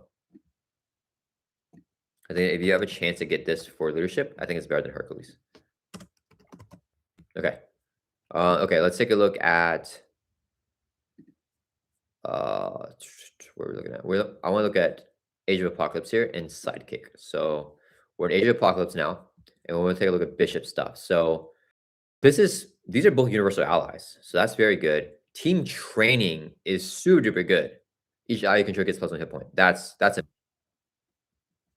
yeah. This stuff is not as good, only for X-Men.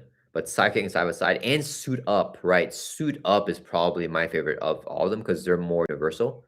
Because this you need to Voltron. The Suit Up is just always right. Lead from the front is a good reprint here as well. It's like decent. Yeah, I think this might be a must-have. I think you guys would agree it's a must-have, right? I don't think there's going to be any debate for this.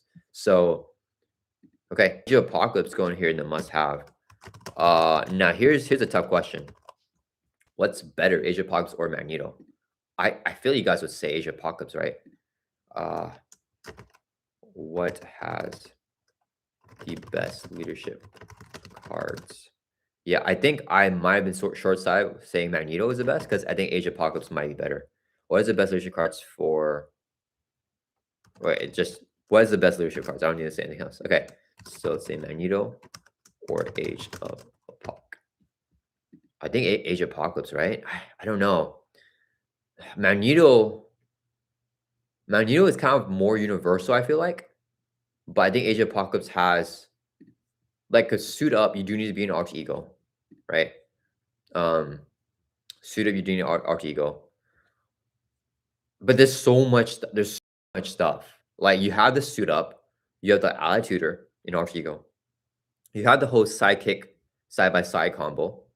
You have the team training stuff, which is just good.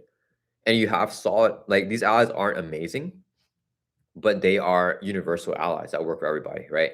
Like you can be an Avenger and play X-Men through or Cable, right? Versus Magneto, I mean, his stuff works for any deck, I think, right? This is any deck. This is like any deck. This is any deck. Phoenix is not. These are only for X-Men. But then like all this stuff here, all his events are for any deck. A ready in leadership here is kind of rare too. You got this. No sacrifice is good. Squared off is good. Yeah, it's tough. It's tough. Let's see. You guys, 75% of you guys are going for Age of Apocalypse. Yeah, I think that's probably what most people say. I'm gonna wait till the poll ends, but I'll go ahead and put it first. So Age of Apocalypse is in current environment. It's about to go to Legacy. And I think is it hard to get now? I think I've seen people talk about that's hard to get for now, but yeah, that's unfortunate that the best pack here is not. I mean, it is Legacy, it is current, but it's like basically Legacy at the point that we're at right now. But maybe it'll get reprinted right now because it's still in current, like barely. So maybe we can get one more reprint for Age of Apocalypse before it fades away. But yeah, we have 67% of the votes now for Age of Apocalypse. Yeah. I'll let that run a little bit longer, but I think you guys will probably keep this first. Okay, let's take a look at Captain America here. So I do want to look at Cap. So Cap is kind of like that leadership staple card. Oh wait, let's look at Ant-Man first before I forget, because I'm gonna forget. Okay, no, someone shout out Ant-Man earlier. So let's look at Ant-Man's pack. I think he's a solid pack for leadership. This is a really good ally. This is not as good. This is not as good. This is very. This is good for Avengers. So really, Ant-Man's like the best universal ally. Call for Aid's really solid. Moxie's like okay. This is not. This is only for Avengers. This is only for. This is not. This is for anything. So okay. Okay, so we had to look at basically Call for Aid is a card that I think obviously is good for Avengers, but you can easily include one Avenger ally in the core set if you want to have a target for it. And this is basically a free way to mill your deck. That's what Call for Aid basically does, right? It mills your deck if you want to show yourself like Dig Deep or any other card that wants to like go away, right? So you want to deck out, Call for Aid helps you with that. Like Starlord wants to deck out to like get extra encounter cards, right? So this is more of a universal card than it looks like on paper. And then I think this ally is very good, universally very good. But I mean, this is also kind of a niche situation. So I think I'll put Ant-Man. I mentioned I'll put him in a decent. Oh, I need to erase this because I have Hercules here. I think I'll put Ant-Man decent. Is he better or worse than Falcon? I feel like I feel like he's more niche than Falcon. Oops. I don't know if you guys disagree with that, let me know down in the chat, and then we can do a poll if anyone disagrees. But I think he's still a good pack for leadership. I think that he's not as good as Falcon because Falcon has strength and diversity, and Ant-Man. I mean, Ant-Man's really only got this ally going for him, and then this is very good, but it's very niche, and the other stuff I don't think is good. Like this is obviously very good for Avengers, but yeah, I feel like it's a little bit more niche of a kit here, in my personal opinion. So we'll have him there. And then let's take a look at Captain America here, and he'll round out our leadership packs. All right, so Steve Rogers here. Okay, he is like the OG out of print pack. Let's see what his cards are. Okay, Falcon, I don't think is that good. Squirrel Girl is very good. Hawkeye is not good because he's a reprint. So like, I mean, he is good, but like he's a reprint. So like, who cares? We have him in the core set. So Squirrel Girl and Wonder Man. Squirrel Girl is they're not top tier allies, but they're both good in their own right. So I think both solid. Avengers Sun was really only for Avengers, and then is that it? No, we got Quinjet. I don't like this card that much. Make the Call. We don't need reprints. And then this card right, Strength in Numbers. It's okay. It's a little bit more niche. You want to play into that if you're playing that type of deck. So yeah, overall, Captain America for me, I think he's definitely not a must-have. He's probably is he? I think Hercules is a better pack, to be honest. Yeah, to be completely honest, I think Hercules is a better pack. But I think he's still very good. I think Captain America is a good pack. I think Hercules is better though. Like at this point. Yeah. Yeah. I think Hercules is better. I think Mad Time Shadow is better. Yeah. And because this is also Captain America is also for Avengers too, right? Yeah. So yeah, that's where I'll have that. Okay. So we're done with leadership now. Okay, we got one more aspect, and then we gotta do basic, and then that's it for this bars guy. I feel like we're cruising through this right now. Okay. So protection. I think it is a no-brainer. The best protection pack in the game, I think, is a leadership pack. Or sorry, a current environment pack is what I meant to say. And you guys probably already know what I'm gonna say. Am I biased? I don't think I am. I don't think I am. I think Silk is 100% the best here. Julio says, I gotta go, but my recommendations for protection are Silk. I totally agree. Silk, Silk, Silk. I'm just talking about Silk right now. Since Moses are strange and Galaxy was wanted. All right, I'll keep those in mind and we'll talk about those as well. But thank you for joining where you could, Julio. Hope you have a great rest of your Monday.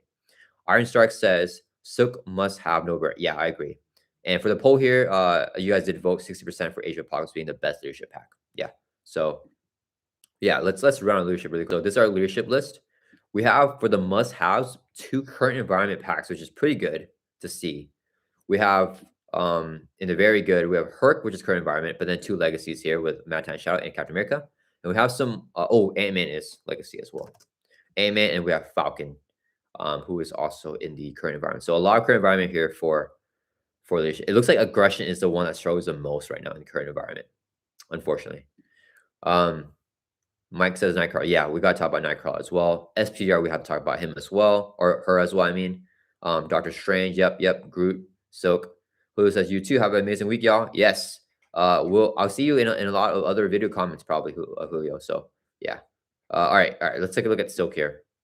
I think Silk's the best, guys. I think she's the best. So, okay. We got a lot of stuff going on. So, oh, man. Okay, this is only for Web Warriors. This is for any tech, and protection does have the most tech. So I'm inclined to say Spiral Bite is good for any deck because Energy Shield is a card that comes in the same pack with Spiral Bite. So if you own Silk, you have Spiral Bite and you have Energy Shield. So basically, if you own Spiral Bite, you always have Energy Shield as a part of your card pool. And this is a 0 cost tech upgrade. So if Spiral Bite reduces the cost to play her by 1 for each tech card you control, if you play that 1 tech, she's already 2 costs, and she's really good value, right? 2 cost ally with 2 throw, 1 attack, and 2 hit points is a very good style line, right? Better than the Sunfire style line. That was very good. So as long as she is that, she's very good. If she's 3 costs, she's not good. So you need to get her down to 2 cost. But I think that she's a good universal ally because this is universal, and this is good in literally every deck. Like, even if you are not playing a repurpose build, this is just always gonna be useful. Even if you're not playing Iron Man, this is still useful, right?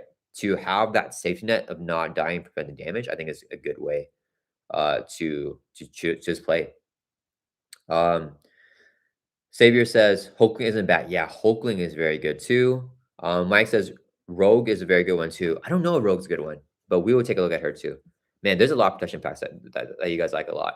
Okay, but I think the key card, the main card here is Ready for Fight. Ready for Fight, arguably the best card in the game. Arguably the best protection card. So yeah, the requirement is a physical resource. It's an upgrade, so it's on the table. And when an enemy would scheme, this card Ready for Fight changes hero form to enemy attack you instead. So the reason why this card is so good is because it does what another aspect does better than the aspect can do, right? Like, blocking out a scheme activation and changing to attack is something that Justice would die to do. And Justice has no way to do that as well as Ready for Fight, at least as consistently. Because Justice has more confuses, but if you're facing Stalwart Steady, this is the 100% reliable thing. And the confuse is not super reliable at higher, with the more difficult villains, right? So this is like, this card's so good that it made my favorite aspect change from Justice to Protection, because I love Alt-Ego stuff, but now I like Protection the most because it has the best Alt-Ego access that's reliable with Ready for Fight. So yeah, I mean, that just shows how good this card is. And then Stun Gun's also very good universal card, because even the villain is Stalwart, you can stun minions twice with this. That's very good. So yeah, I mean, a lot of universal stuff. Stun Gun's universal, Ready for Fight is universal. It changed the game action. Energy Shield is universal. Sinclair universal. This is really for defending, for hitting yourself, and then Not Today reprint is really good for perfect defense. So these are like still good cards for perfect defense. And Spiral Bite is universal, and Scar Spider is only for Web Warrior, so he's not really that good for a universal deck. But I think Silk is the best, guys. Silk is crazy must have. She changed the game here for protection, so we're gonna put her there. Okay, let's take a look at all these other packs here. Oh man, it's a lot. Okay. Let's take a look at okay, Julio, who left, says Sensor Modus. Let's look at Sensor Modus here. This is probably the hardest to get pack in the game, unfortunately. But I don't remember the protection as much in here. No, we got What Doesn't Kill Me, right? Yeah, this is very good. This is very good. This is not good. Jump Flip is okay. You want to be defending for that, right? Well, you don't have to be defending. It's just when you take any amount of damage. So actually, this is a lot better than I thought. This is only for Web Warriors. This is for Web Warriors. This is for Web Warriors. So it's good for Web Warrior protection. I would say, I don't know if it's a must-have though. I would put it Is it very good? What doesn't kill me is so good. Let's put it in decent here. Let's put it in decent. Because I feel like really the very good card is What Doesn't Kill Me. But What Doesn't Kill Me is one of my favorite cards. I don't think it's a must-have. I think it's a very good card. And I think that's kind of the only thing that's very good. Right? Like Jump Flip is good. And everything else is not that good. So I want to put Sinister in decent for protection, but I don't think it's like, you know, like I don't think it's a crazy pack for protection. Okay, what else you got to say? What else do you guys say? Sorry, guys, I can't speak anymore because the longer the stream goes, the worse my speaking ability gets. I apologize for that. Nar Antlers, welcome to the chat. Call for aid. Next Evolution and Kalu. Oh, okay. For protection stuff. 100% must for me. If you're gonna play mill, you gotta get it. Yeah. Those are some very good. Next Evolution is for like milling, right? Not necessarily leadership. It does have call for backup. I think it's just too much X4 stuff though. Let's take a look at that real quick. Jumping back to leadership. I don't think next evolution. So Cable's cards here. Yeah, I don't think these allies aren't like crazy or anything. Call for backup is amazing. This is like only way you play on player side schemes, and this like for X4 stuff, and then soldier stuff is tough. Yeah. I wouldn't mention this for an honorable mention because I think Hercules has the call for backup, which is like irreplaceable for it, and everything else is like not a must for leadership, but it can be very good for milling and for Cable. What was I gonna say about something, guys? I was gonna say something. I forgot. Oh yeah, no, I remember now. I have to include Cyclops because okay, I know he's out of print. We'll say we need the honorable mention for Cyclops here, because he's just amazing for and Storm for X-Men. So we'll say this. Cyclops and Storm are must-haves for X-Men leadership. Yeah. So just a note here, if anyone's seen this, like they're generally not good outside of X-Men, like their cards. But if you're playing X-Men leadership, they're must-haves. Like you really need to have Cyclops and Storm. Yeah. Okay, here. So what are we talking about? Beowulf says Silk is the number 1, but SPDR is very close to her. Let me move everything a little bit over here. So SPDR, let's take a look at her. Yeah, I'm not sure if she's close to her. Curry says SPDR is a must-have with repurpose. That's a good point. She does bring a new archetype. Ms. Marvel is very good with Nova, Energy Bears, and Tackle. Yeah. Fernando, welcome to the chat, man. Hi, everyone. I cannot understand why What Doesn't Kill Me is any good. I really don't like this card. Interesting. Okay, let's take a look. Okay, let me see here. What should we look at first, guys? Let's take a look at What Doesn't Kill Me really quick. I do want to, I think that's the quickest one to address. So, What Doesn't Kill Me? Okay, so it's a 2-cost ready, which I think it's very good. I think that anyone would pay 2 costs for a ready, right? If we look at limited stand, which is generally considered very good, it's 1 cost for readies, right? So that's like that's better than most identity specific cards that ready because it's only for 14 printed hit points or higher. I can't even speak. Yeah. So yeah, but this also heals you by 2. So the thing about this is that you need to get the healing to get the ready, which is like a little bit like, but because of that cost arrow. But the healing works very well in protection. So like it just builds off protection, the archetype of ready, because protection wants to ready a lot, and protection wants to heal a lot because protection is usually defending and taking damage. So like if you think about it in terms of like, let's say the villain phase, the villain attacks you, and Claw deals 3 damage to you, or let's say like Claw attacks you, you exhaust to defend for 2, and he does 5 damage. So you take 3 damage. Then during the player phase, you play What Doesn't Kill Me, you heal 2 and you ready back up. So you essentially mitigated like his whole villain activation phase with just 1 card. So I think that's like where you can see that What Doesn't Kill Me like brings good value. But that's not even like the best case for the card. I think where the card can really shine is in a lot of ready decks where you buff up your stats. So, if you are, you know, playing stuff like if you're playing multiplayer, people are buffing your stats, or you're playing a hero that can buff your stats. Like I love this card with Wolverine and like X-23 because they buff up, or X-23 in particular buffs her attack a lot. So just having an extra ready through protection is just very useful. And she takes a lot of damage to buff up as well, right? So this can just like help her heal the damage that she took, and then you can ready her up. You know, on top of that, where she already activated and like swung for like 5 or 7 damage, you can now swing for 7 again with this ready. So I just feel like it works off of that. Let me see. Fernando says, "Isn't it better to just play 2-cost ally and block?" I think, I mean, yeah, but the problem is you can make a case for almost anything. Like playing a 2-cost ally and blocking is probably a lot better than a lot of things.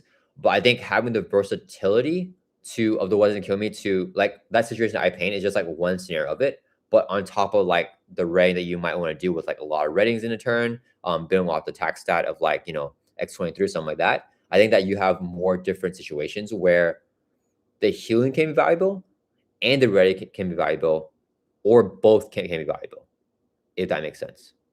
Yeah. But yeah, I mean, 2-cost ally blocking is, I mean, I can't argue against that. That's like probably one of the strongest things. Mike says, Magneto and Drax like it a lot too. Magneto and Drax. Oh yeah. For the what doesn't kill me. Yeah, I mean Drax for sure. Magneto. Is Magneto? Let me think. Is he taking a lot of damage? I don't know Magneto's. Oh, because of the ready. Yeah. So Magneto won't take as much damage, but you can purposely take damage. So you can easily heal it back up and then get it ready because Magneto's armor gives him buffs to all the stats. So yeah, that's also another case for that. Okay, let's look at SPDR because a lot of you guys mentioned her. I think she is very good for protection, right? Okay. Oh yeah, Daredevil is the best protection allies. Spider-Man Noir is not that good because it's only for Web-Warriors too. Repurpose is probably not good by itself, but SPDR comes with the energy shields or energy barriers and force regenerators. I would say I don't think she's as good as Silk because the energy shields is also very good with Repurpose, even though it's 0 cost, so you don't get plus 2 R stats, but you get it ready. So that's still good there. This for Web Warriors. This for Web Warriors. This is very good. Okay, so basically the cards we're looking at for SPDR is Daredevil is universal, and we got Repurpose, we got Energy Barrier, and Force Regenerators that also work off of the Repurpose. So yeah, I don't know, guys. I think that it's a good pack. I think it's a strong pack. I'm gonna defer you guys. I think I want to put it here, but I'll defer you guys. I don't know. You guys think it's? I think it would be very good or a must-have because the thing is, if you're not playing Repurpose, like if you don't want to play Repurpose, you want to do Perfect Defense or something else. Is there really that much cards that are good? Like it's really just SPDR's protection. So let's do a poll here, and I'll ask you guys how good are SPDR's protection cards, and do you guys think they're must-have or do you think it's very good? I think I'm convincing myself that I think I'm more inclined for very good because I think she introduced a new archetype, the Repurpose archetype, and she's the only hero that can do that, right? No other hero pack has Repurpose. But at the same time, if you're not playing Repurpose, only good for Daredevil. So like I know a lot of people, like I know D20 does not like Repurpose, like that archetype. So for D20, like it's just this card for D20. And for any player that's like D20, like they're only getting this card from this pack, right? Like if you're not playing the Repurpose stuff, right? And the Web Warrior stuff, I mean, she has, I mean, Split Up is okay. Like even for as much as I love Web Warriors and Protection Web Warriors, I almost never play this or this or this, even in a Protection Web Warrior deck. So yeah, I don't know. I think that the Repurpose stuff is amazing. It's how much do you value Repurpose? Is Repurpose, see the Repurpose engine by itself going to put her in the must-have or not? I guess is the question. So, okay, 55% of you guys, more than majority, have her in must-have. So let's bump her up for now, and I'm going to let the poll run a little bit longer. But I don't think she's as good as Silk. I think Silk is number 1 still. Okay, okay, let's talk about another pack here. You guys said a lot. There's a lot of good stuff. Beowulf says, SPDR is top for me, top. Okay. Is Repurpose as good as Sidekick? Is repurpose as good as sidekick? Oh, I don't. See, the thing is, I don't know if sidekick is that good. Sidekick is very fun and novel. I don't think it's.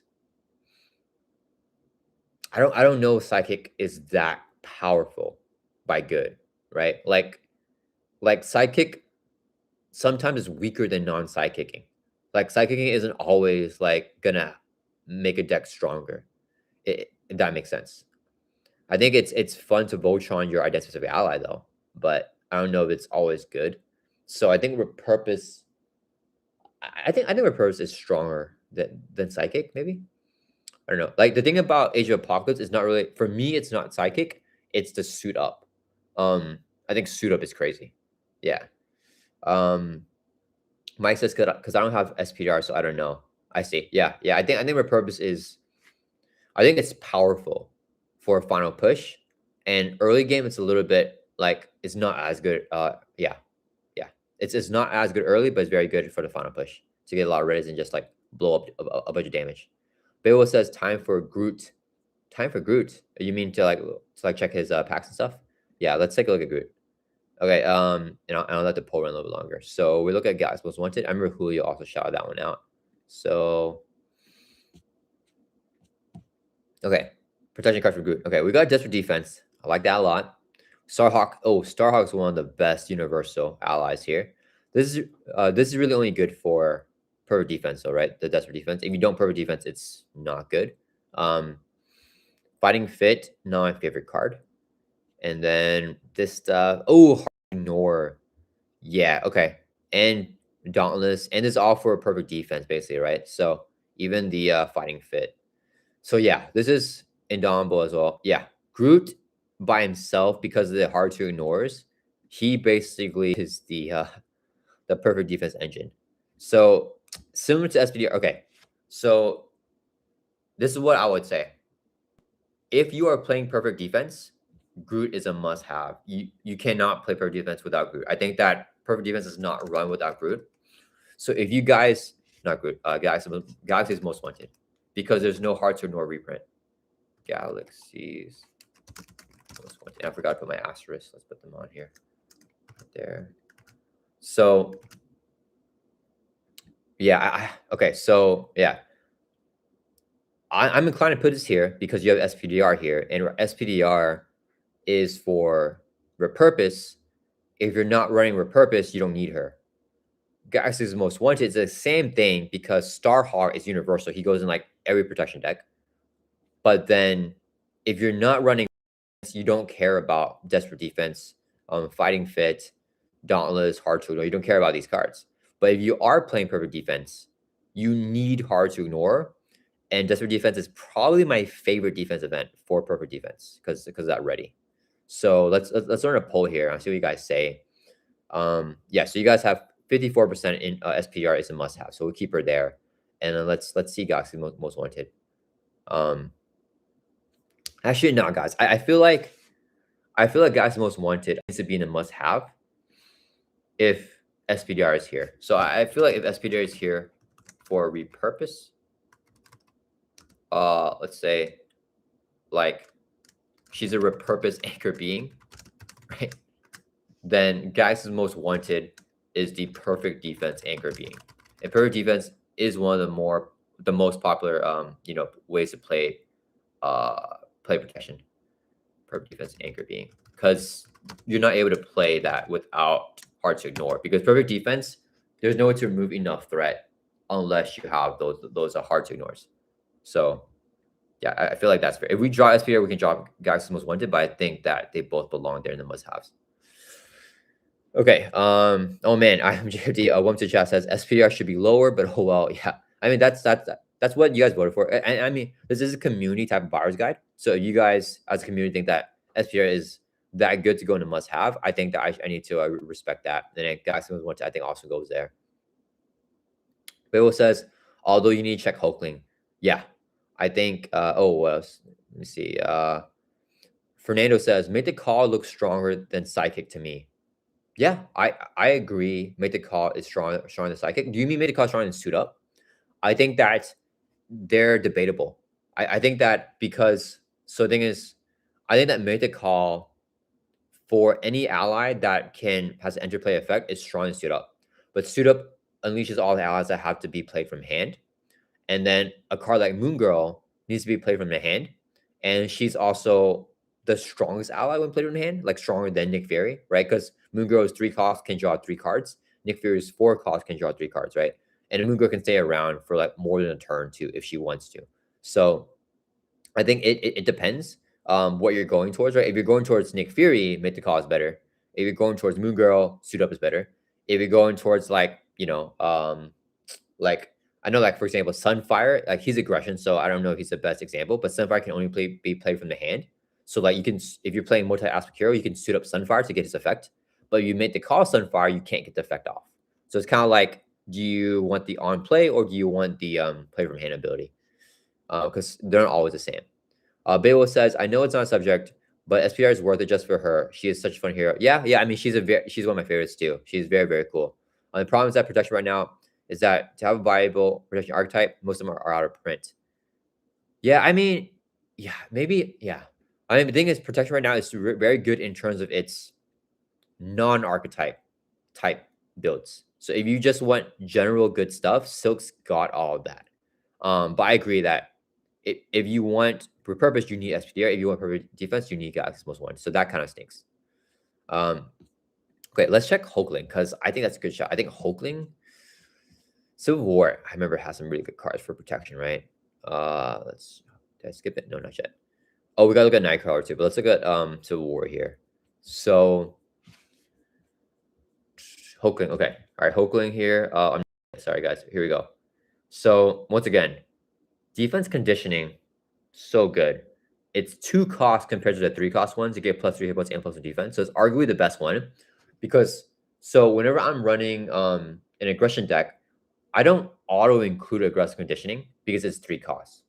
When I'm running any protection deck, this is an auto include because it's essentially endurance. It's like another copy of endurance because endurance is only max 1 per player. So like, this is just so nice just to get that extra thing for only 2 costs. Even if you're not defending, 2 costs for a permanent +3 hit points, I think it's valuable. I think it's not bad. I think I would take that. So this card is better than the other ones in my opinion. And then you have Hidden Base, so good for the alter ego stuff. Every time you flip down, you get a tough. This helps you, justify flipping down because when you flip up, you're gonna get a free tough on top of that, right? Or when you flip down, you get a free tough. So when you flip up, you get a free like damage like block out of that, right? With that tough. Patriot's good with minions. But even without minions, he has a good stat line, right? For a 3-cost ally. Excelsior works with defending, right? But it's not just perfect defense. It's great for perfect defense. It's great for anything that's defending, right? These cards I think aren't as good. I know a lot of people love, so that can be useful for like some heroes like Spider-Ham, Drax. This card I don't think is that amazing, but it procs defending with a defense word there. So, IMGFD says Hulkling has defense +1, defense +1, HP +3 must have. Yeah. I think this is a must have, guys. I think Hulkling's in our must have pack. We got basically defense conditioning, and then these 3 cards here are very, very good. And then the other cards aren't as good, but serviceable. And I know a lot of people love Taunt too. So have you checked Dodge Strange? Yeah, Dodge Strange is another good pack. We will definitely take a look at Strange as well. But I think Civil War is a must-have, guys. And I'll be honest, I think Civil War is better than SPDR, and it's better than Galaxy's Most Wanted. Because obviously, if you're playing with purpose, you need this. If you're playing perfect defense, you need this. But Civil War is just general good stuff for protection.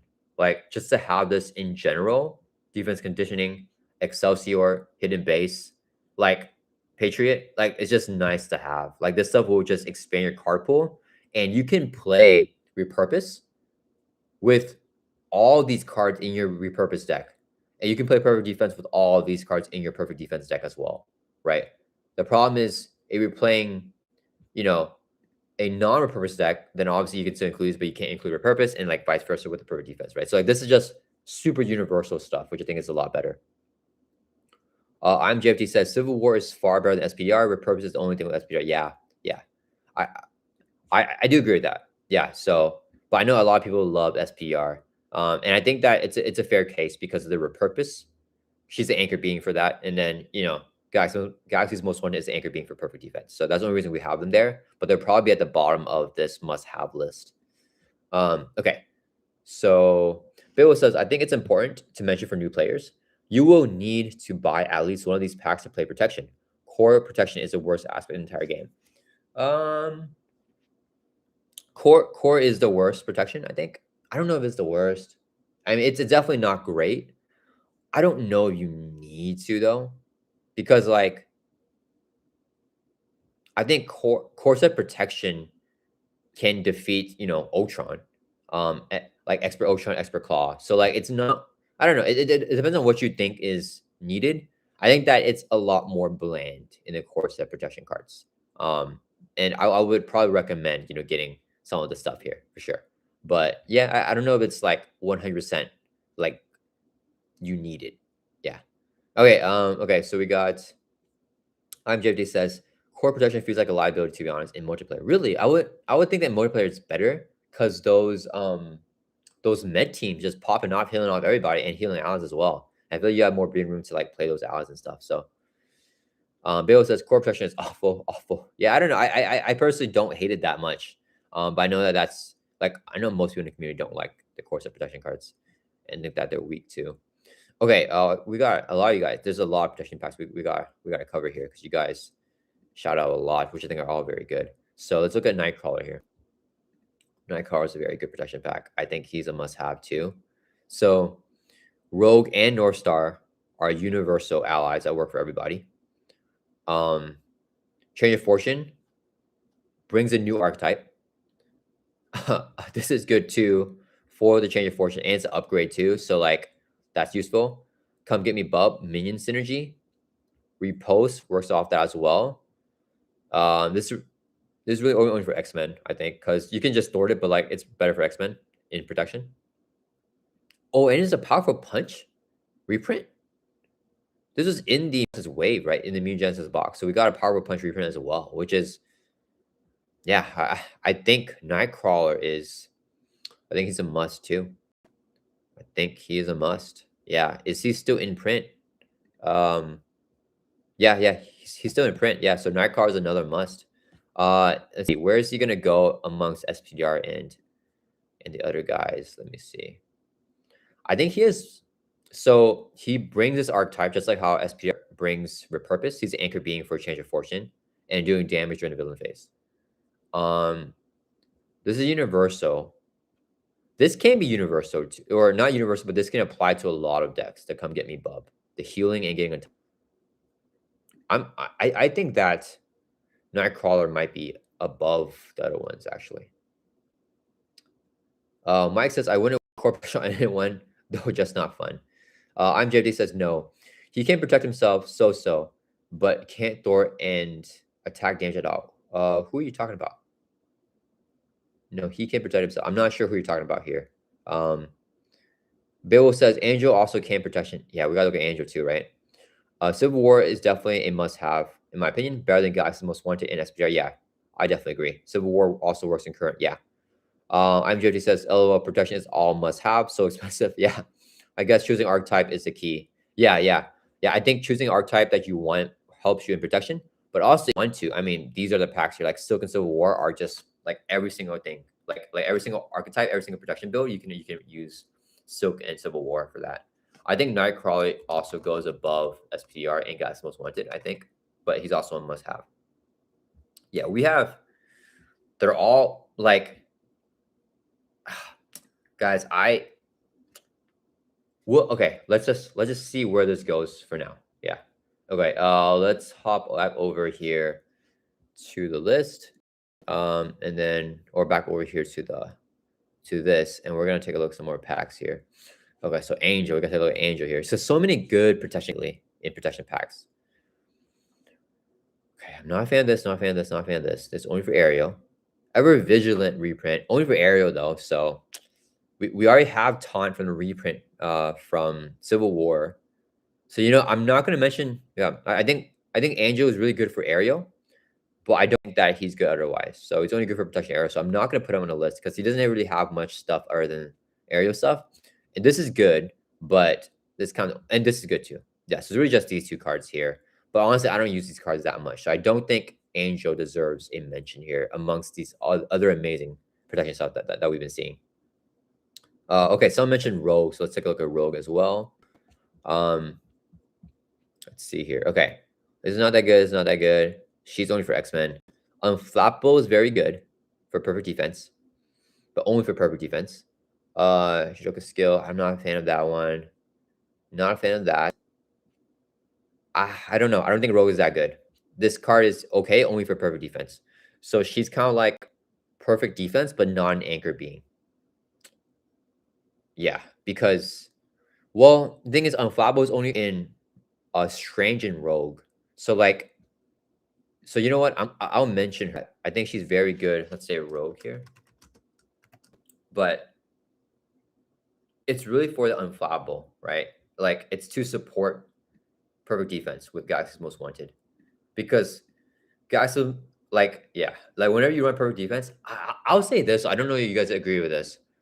I think that Unflappable is not as good as Hard to Ignore in perfect defense. I think I value the Hard to Ignore more, the third removal actually. But okay, let's see what you guys are talking about. Nor Antler says, don't forget about Pin Down. Where's that card from? That's from Cyclops, actually. Pin Down Tiger is epic. Yeah, okay. I can give Cyclops an honorable mention here for Pin Down. That's kind of a weird shout out because Cyclops is like, no, at the same time, like Pin Down, I don't think by itself it's enough to put Cyclops in a decent pack for protection, unfortunately. Yeah. Beowulf says Drax came in protection too. Yeah, let's take a look at Drax too. IMGFG says Doctor Strange has good cards. Not sure where he lands. Yeah. Bill says Colossus came in protection. Colossus. Yeah. Okay, let's take a look at all these guys. Man, it's a lot. Okay, let's try to run through them a little bit quickly. Okay, so we got New Genesis for Colossus. Polaris is good for any deck because she can give herself the tough. So she just comes to play with tough. Nightcrawler, same thing because he can defend, and then he can just spend resources for him. This is only good for X-Men. This is decent. This I'm not the big fan of. This is when you change, and it's only for X-Men. I think it's okay. Is there anything like spectacular about it? Because this has been reprinted. In Nightcrawler. I don't know. This is a reprint as well, the Perseverance. So I don't think he's. Yeah, I don't think this is like a decent pack for protection. I don't think you need to get through playing protection. Okay, let's do these. We talked about that. Let's see here. Venom. Let's look at Drax. Okay, this is not good. This is not good. This is reprinted. What is this? Deflection. When I did, we take an amount of damage from an attack, prevent 5 damage. This card across the top of the deck equal to the amount of damage prevented. For 2 costs, expensive for 2 costs. Hard Knocks and Leading Blow is not bad. And then yeah, this stuff isn't great. Leading Blow, Hard Knocks. I don't know. I don't think Drax has the Leading Blow is solid though. Leading Blow is solid. It's really most solid for Drax than anyone else. Leading Blow is when you make a base attack, you use card top card in the counter deck, and then you reduce the amount of damage based on the boost icons. And if you still dealt damage, then you can ready up. So this is really good for Drax. I'm not sure if it's as good for anyone else though. Let's put here in the decent for that. Like I don't think What Doesn't Kill Me is way better than anything Drax has though. So I'm not sure I want to put him here. But I know a lot of people love the leading blows. IMGFD says, I find Unflappable and Hard to Ignore equal, since Unflappable makes protection help in protecting others rather than defending himself only. Let the justice store. Sorry. Oh, I see what you're saying. Yeah, I see what you're saying. Yeah, I think in multiplayer it's more balanced. I think in true solo, perfect defense can't run without Hard to Ignore because like it doesn't have a threat removal. But I agree with you. In multiplayer, if someone else is removing threat, you can focus more on perfect defense. So I can definitely see the case of making them like more equaled out. Mike says Miss Marvel for tackle and energy barrier. Man, there are a lot of nice protection packs. That's true. Naran says Leading Blow, Hercules, and Domino. Yeah, okay, let's leave Drax here for decent then, because of I know a lot of people love that leading blow stuff. Okay. We're gonna go through I think we're going to every protection pack. No one mentioned Quicksilver, so I'm gonna skip over him. I don't think he's that good for protection anyways. Let's see what other. We have Strange and Miss Marvel. Okay, let's look at Strange here first. I think Strange is pretty from what I remember. He's got Voodoo's amazing. Oh, Voodoo was reprinted in Civil War. I don't think we saw that in the Hall of Heroes, but yeah, that I mean Voodoo guys is super good, but he's reprinted in Civil War, so it's not as good now with Strange. Iron Fist is so good though. So this is super duper good. Clea is solid. This defense is very good. Momentum shift good. So yeah, I mean Flabo, like we said, is very good. Good's very good. It's a reprint, but Night Nurse is also very good. Night Nurse also reprinted in Civil War. So I think the fact that a lot of stuff got reprinted can knock Strange down a little bit. I think Strange is not as good as Civil War now because Civil War has better Voodoo and Night Nurse and more universal protection stuff, which I think is better than just Iron Fist because Iron Fist is the only other universal one. So Strange is very good though. I think Strange is a must-have. I think he goes above Nightcrawler and behind Civil War. Doctor Strange. Yeah, he's a must-have pack. But Civil War I think is better. So I'm glad to see that there's current environment stuff that's a little bit better. And then let's look at Miss Marvel here. Is she the last one, guys? The last one. We're looking a lot at protection right now.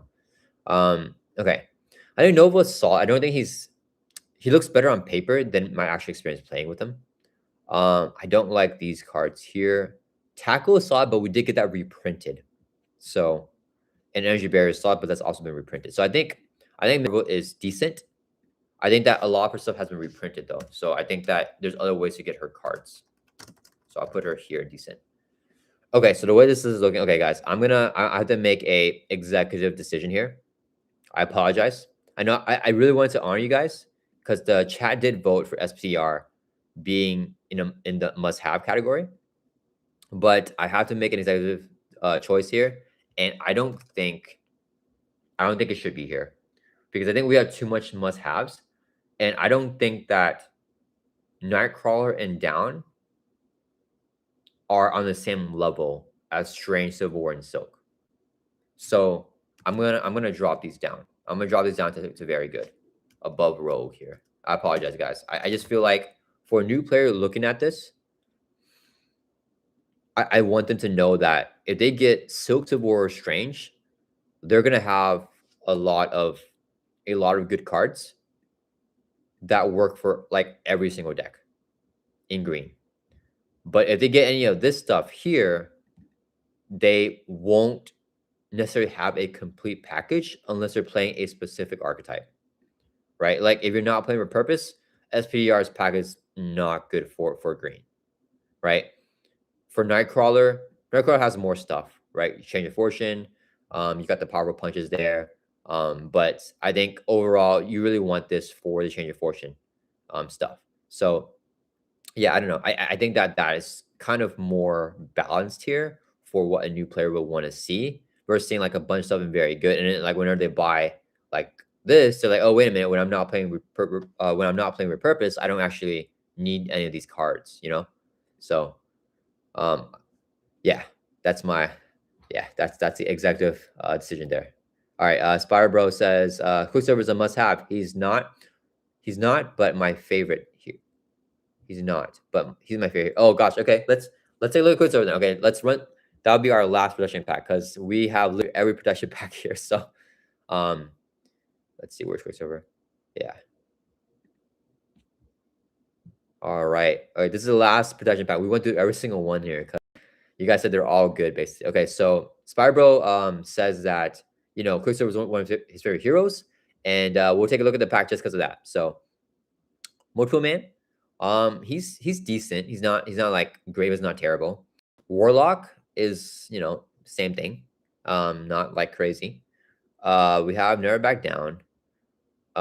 This is not that good because you want a perfect defense and then you just get a stun. So I feel that's kind of counterintuitive for a perfect defense.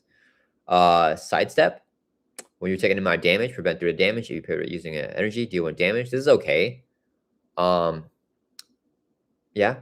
And then Armored Vest is a reprint. There's a steal. That's okay. Yeah, I don't know. I don't know if I would put this. Yeah, I mean, you also agreed that it's not necessarily a must have. I don't know if this gets honorable mention like in decent though. I don't think. I think with the extra packs that we have, I don't think, because I'm already like kind of indecisive about Miss Marvel and Drax, especially Drax. But yeah, I don't think I'm gonna give him a mention here. Um, Evan Bill says so sad for SPR. Yeah, yeah. So, sorry, dude. I know. I wonder if a lot of people also just love SPR as a hero, versus like thinking repurpose by itself is like a must have for protection. Because like I would assume, because like if we look at this list here, everything else in the must haves is general stuff that works for every single build in the archetype, right? So like Doctor Strange, Civil War, Silk, we all got protection cards that work for every protection build, perfect defense or repurpose or like anything else, right?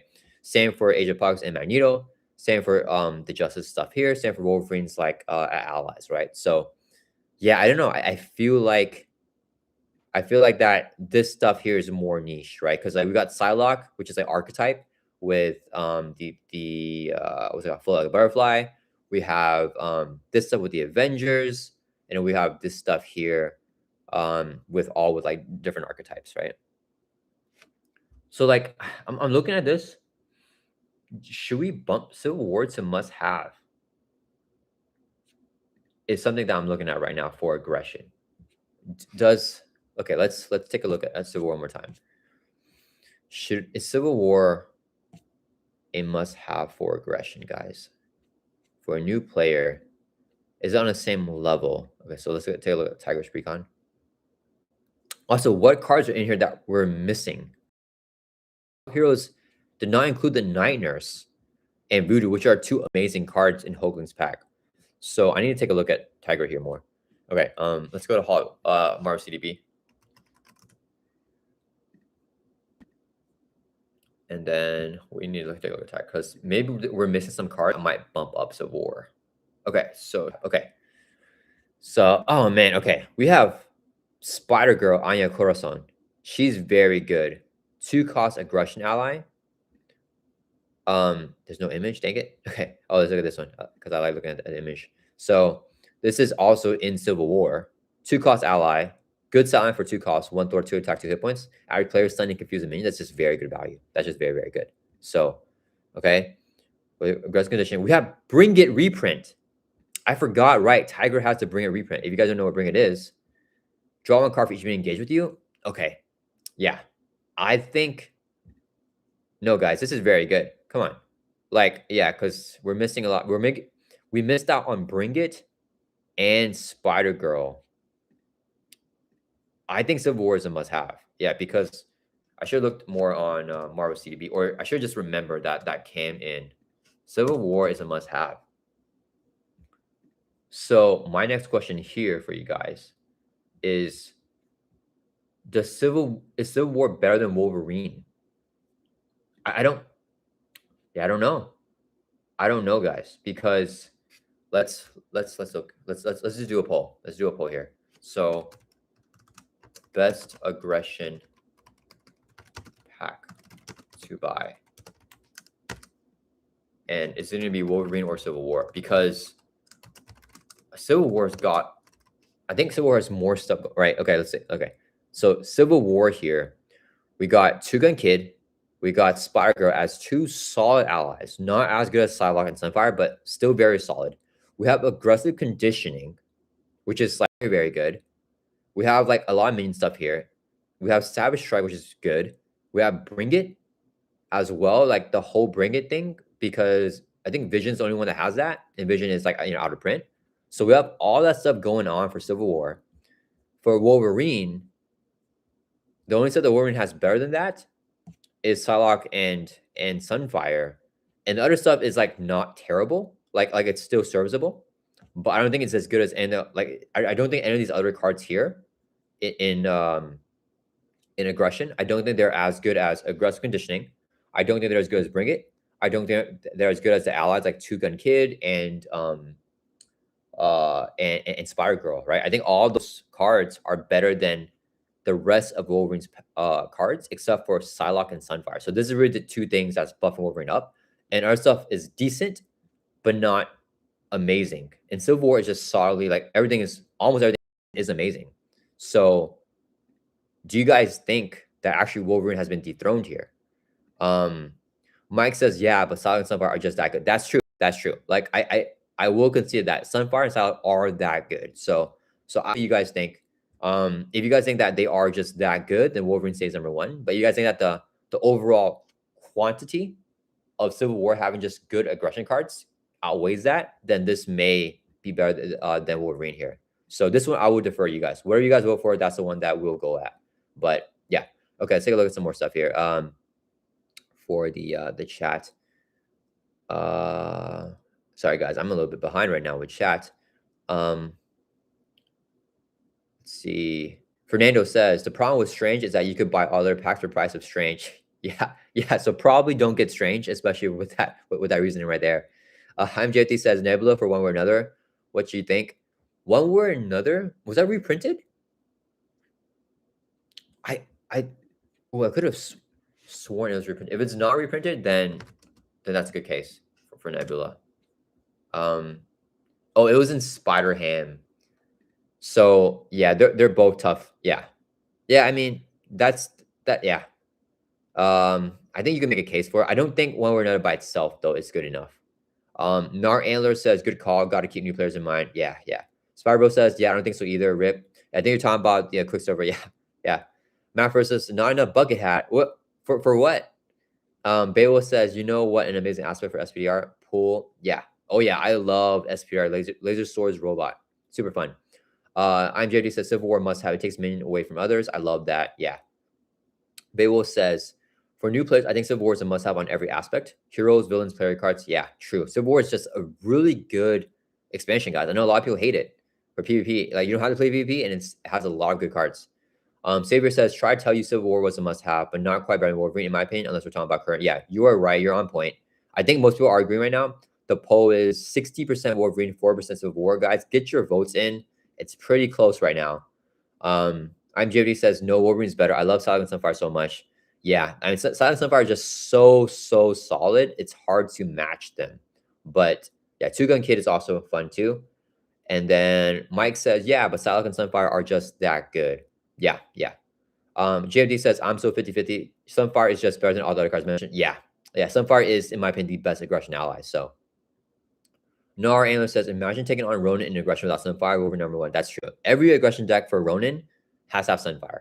So yeah, I mean, it's very good points, guys. Yeah. So I think we have 64% of the votes here for Wolverine. Yeah, I think we'll keep Wolverine number one, but I'm happy to see like Civil War also be in a must-have for aggression. I think it definitely deservingly like earns that spot in must-have because it has good allies and it has very good staple cards for any archetype, and it has a lot of great minion stuff. Like Bring It is just amazing. It's like the Bring It is the anchor card for minions, right? So it has like the anchor thing for that, in addition to having overall universal staples in aggressive conditioning and like the other stuff that we mentioned, right? A Spider Girl, Two Gun Kid, stuff like that. So yeah, okay. Yeah, I think we'll end the poll here. All right, guys. Okay, so lastly, we're gonna take a look at basic. So we're gonna find the best basic packs here. I think we just gotta go ahead and put Wasp and Iceman, right? They're both must-haves because if you're playing a deck and you want to play off a basic, I mean, you just need Power Novelist, right? So let's go Iceman here. Like Power Novelist is an include for any basic deck, right? Like if you're playing a deck with only basics, Power Novelist. If you're playing a deck with mostly basic, Power Novelist. So this is only reprinted once in Iceman, and it came out in Wasp pack. So I think they're both must-haves if you're playing basic, or a basic heavy deck. This is only for X-Men. This is a solid reprint for basic as well. Beacon is actually a solid ally even outside X-Men. Like if you really want to play him, because he's a 2-cost basic ally. He comes in and pings the threat off, like for the one X-Men ally you can show, which is himself, and he can throw for 1. So he's throwing for 2 essentially, and he can chump block. So that's decent. I'm not a fan of this card though. So yeah, I mean, I think that team building reprint, Power Novice reprint, and Beak makes Iceman a must-have. I think the bar here is going to be a lot lower for basic, just because this only came in 2 packs. And then we can take a look at Wasp here. I think that Wasp is probably better than Iceman because yeah, we have way better allies. Yeah, Ironheart and Spider-Man Miles Morales are 2 staples for basics. And then we got Parnabas, and then Quinn Carrier is a staple for Avenger. So yeah, I mean, this just runs very well with pool, right? Because you're playing pool aspect or any aspect, and you want to include solid basic cards. You know, you have these allies here. You got Parnabas, you got Quinn Carrier. So yeah, this is solid right here. Let me see. Beowulf says Wasp, Iceman. Yep. I'm JD says Wasp is best, no question. Yeah, I agree. Mike says Herc for Quinn Carrier and limited stamina. Ooh, that's a good one. Yeah, I want to take a look at that. Beowulf says Professor X. Yeah. Oh, yeah. We got to add Professor X somewhere too. Savior says for basic, it's Wasp and Iceman at the top. Everyone else somewhere decent or maybe very good, unless I'm missing something. Yeah, I think so too, but we'll see. Let's take a look at these packs here too. JFD says, can I also vote for next evolution for player side schemes? It solves old hero problems like finding Quiver for Hawkeye, a godsend box. Yeah, that's a good point. Bill says Magneto. Okay, let's okay. There's a lot of mentions here. Okay, let's look at Herc here first. Hercules. Okay, does Herc? He has limited stamina. That's a really good card, but only for 14 print heroes. That's not necessarily basic, but it is a. But okay, this confuses you basically all the time. The silence is still super good with the confuse. I think. 3 cost ally. Yeah, this is not bad for basic. Evaluate threat is a good basic card, only for Vengeance and Shield. And then what else did he say? Oh, limited stamina, but this is not in the Hog Heroes here. Limited stamina. Yeah, I don't think this belongs there just because limited stamina I think is not really. It's a basic card, but it's for 14 printed heroes, 14 hit point printed heroes. So it's kind of like a different archetype that we're looking for, like rather than like just general basic stuff, right? Like if you're playing a basic deck with like Spider-Man, Peter Parker, you won't like be able to use the limited stamina, right? So I think we're not going to include Hercules for basic. Fernando says double time and endurance are good. Yeah, those are good. Do we have to say X23 then? Let's look at X23. Okay, X23. She got aggression stuff. Her aggression stuff is not that great. I don't really use much of that. She has specialized training. And then we got endurance. I think, and this sub is for X4. So Marvel, Kamala Khan might be a better basic. I remember buying Kamala back in the day, specifically for the endurance. So we might actually put her pretty high here. Let's see, where's Miss Marvel? She's in wave 1, right? All the way in wave 1. Okay. So we got Lockjaw. He is a very good basic. We got the Mansion reprint. We don't need that, but endurance here. Yeah, endurance, enhanced reflexes. And we got downtime. So yeah, I think Fernando is on point with that. Miss Marvel is she must have for basic? I'm gonna put it in a must have. No. Let's put it in a very good. Let's put it in a very good. And I'll ask you guys to vote in a bit. Yeah. Actually, let's vote for it right now. Let's vote for it right now, guys. Let's vote for it right now.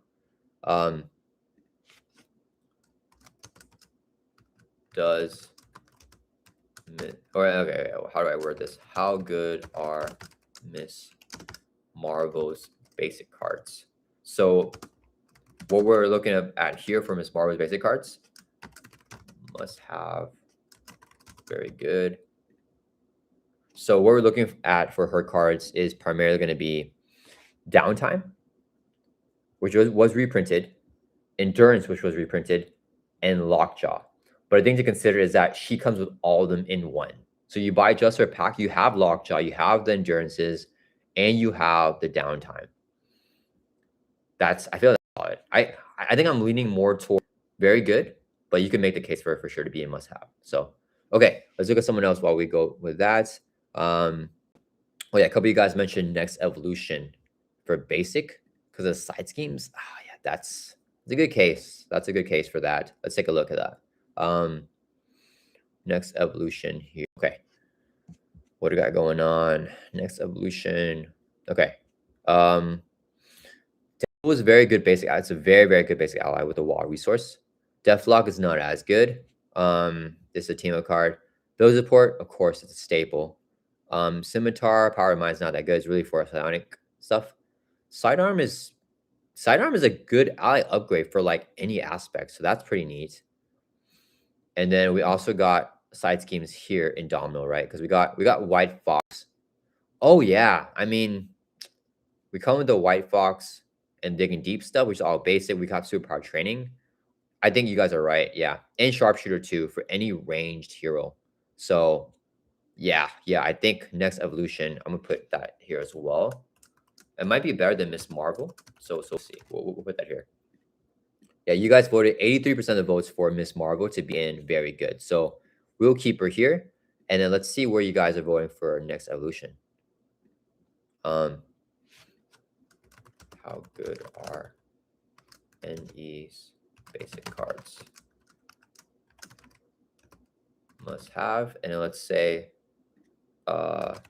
very good in front of Miss Marvel's or behind Miss Marvel. Yeah, huge shout outs there to you guys for the next evolution shout out, because I think that's a very good pack for sure for basic. I would not have thought that, but I think next evolution is a very good pack for basic. I would personally probably put it above Miss Marvel, but I want to see what chat thinks. Okay, let me see. Where would chat? Nariano says, you know how I feel about next evolution? That box is pinnacle. Yeah, I know you love that box. I love that box a lot too. I think that it's crazy that it's actually probably the best big box expansion for basic cards. Yeah. I'm JD says, problem is I won't care if I never put downtime or endurance or lockjaw ever. Problem is I won't care if I never put down downtime, endurance, or lockjaw. So what I think about whenever I'm considering like basic cards is if I were to play a deck like where I'm limited to not having other aspect cards. So for example, whenever I'm playing a pool aspect deck, I only have access to the pool allies and basic allies. So that's when I really look at those basic allies a lot more. And lockjaw is heavily in consideration for that. And endurance becomes a lot better of a card as well, just for like the 3 healing, right? Like if you want, let's consider endurance as like healing you for 3 hit points. Like if you're tied for deck space, like you probably don't include endurance unless you have to, right? Because like you're playing a hero that really wants the hit point pool or whatever, right? But I think that if you're looking in that type of lens for like basic cards, I think those cards become a lot better, you know? Mike says, sensor motives for Shield and Web-Warrior stuff. For Shield and Web-Warrior stuff. Let's take a look. I'm not sure what you mean right now with that. Because we're talking about basic, right? So I agree for Shield Web-Warrior, but is there Shield and Web-Warrior basic stuff? Oh yeah, the Web-Warrior stuff is Web-Warrior basic. Yeah, you need to have. I mean, let's take a look more. And the Shield stuff here we have. This is reprinted, right? Has Agent 13 been reprinted? Because I know Dum Dum Dugan has been reprinted. If Agent 13 was reprinted, I think we're okay without it. Agent 13 was reprinted in Ironheart, so I feel like it's okay. Here, sorry guys for not sharing the tab. Yes, Agent 13 was reprinted in Ironheart, so I'm leaning towards no, putting it here for basic, because I think that any new player knows, like, oh yeah, this is kind of good though, right? But at the same time, I don't really like these cards that much either. Even in the Shield package. I would say this. I would say if you're a new player, this, of course, Sensor Modus is an auto must-have for Web Warriors. I think everyone knows that for that, like, trait. So I don't think we need to add it here for basic. Yeah, I don't think we need to do that.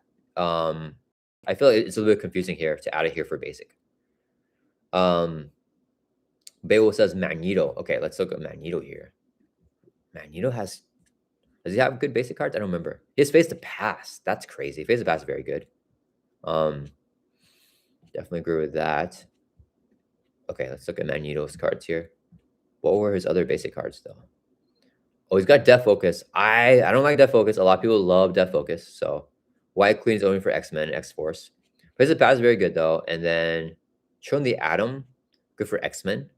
I don't think, yeah, I think Magneto is not really, it's really just Face the Past is like amazing, but I don't think anything else is like super good. Dang, for next evolution, we have 100% of the votes here voting it to be must have. So, okay, bump it up here. I think, okay, that's crazy. Next evolution, the best expansion for basic cards. Crazy. Okay. Let's see. JFD says, I agree. Next evolution is a pinnacle box. I wish build support and the upgrade was one added in wave 3. Yeah, it helps every O here and some new makes them a lot less clunky. Yeah, I do like that they've all gotten reprinted, right? Build support was reprinted in Shuri's pack, and then Superpower Train was reprinted. No, Superpower Train was the one that's never been reprinted. Yeah, we need that back because next evolution is gone now. It's like super out of print. Let's put the asterisk before I forget. Okay. Narayaner says, must run sharpshooter with firepower builds. Yeah. JD says, you should be more biased with Peter Parker ally. Yeah. I mean, I for sure think he's an all include for basic. I mean, he's in silk as well. But yeah, I mean, sorry, not for basic. He's an all include for web warriors. But I don't necessarily think that web warriors is like an all, like forces an aspect to have like an all include, right? Or like forces basic cards to have an all include. Because, like protection doesn't mean you have to play web war protection. So like we're including silk not for the protection web wars, but for like the general cards, Fernando Feet says Dark Sinclair and Downtime are pretty good in regular fight decks. Yeah, totally agree. Dark Sinclair is in the same as silk, right? Or is Dark Sinclair in? Yeah, I believe that's in silk as well. Yeah, and Downtime I believe was reprinted in Phoenix, I think. I'm JD says, I need Superpower Train reprint. I want extra copies. Just extra copies. I feel like one's pretty good. Hope next box has it. Yeah, I definitely expect us to see a reprint of that because they've done a really good job at reprinting those player size games, which is really nice because player size games have been very crucial to how a lot of us play. Okay, what else do we got to look at here? Did I get through all your decks? Oh, no, okay, Beowulf mentioned Professor X. We have to look at, I think that, yeah, he's such a good basic card. We got to find something. Okay, wait, hold up. Let me see here. So should I? Yeah, let's find something with Professor X. So let me look up where he was from. I think Gambit has him and Mutant Genesis, right? Let's see here. Just have, okay. Yeah, Mutant Genesis and Gambit. Okay, let's see if either Mutant Genesis or Gambit has any other basic cards that we can add them on the list. But I think even without it, I think X is good enough by himself to warrant at least one of them, whichever one has better basic cards. So, okay, we're going to look at Mutant Genesis. And we got, for the basic cards, we got X. X is only good for X-Men. And a Shadow Cat got Colossus. He's really good for X-Men. This is really good for X-Men as well. We got the Brave to Rumble reprint. It has Gambit's Arm, which is kind of funny because we're using Gambit as a competition for it. Okay, so Brave to Rumble and Professor X. Okay, and then for Gambit, I have his tab opened here. For Gambit, we got for basic cards, we got X. It's only for X-Men. Hit and Run. It's not my favorite. This is only for mutants. Yeah, we got, oh man, it's tough. We got Hit and Run, which is not that great in X. Okay. All right. I think there are we gonna put decent for this? Like Mutant Genesis, Gambit, only because of Professor X, right? Do you guys feel like that's how that works? Because Miss Marvel's got 3 cards. She's got Lockjaw, she's got Endurance, she got Downtime. But you can make the argument that Professor X is better than all of them combined. So like, okay, where should we vote? Okay, let's do a couple different votes here. Okay, so first we'll do what's better. Ready to Rumble or what's the Gambit card? The Hit and Run. Because that will determine which basic pack is better, Moon Genesis. You guys can't see it because my face is blocking it. How do I can't move my face, guys. How do we? Okay, so basically in the, can you guys see that? Oh yeah, okay. So in decent here, I put Moon Genesis and Gambit. But I'm trying to decide right now if Miss Marvel is, if just having Professor X is better than having the 3 cards in Miss Marvel. So based on what you guys vote, I'm gonna leave the other one decent because they both have the reprint of Professor X. So I think if you get one, you don't need the other one as much, right? So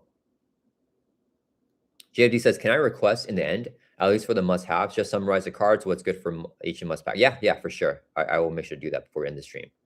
Nar Antler says, I thought I had lost my Ironheart ally. Immediately ordered 5 singles.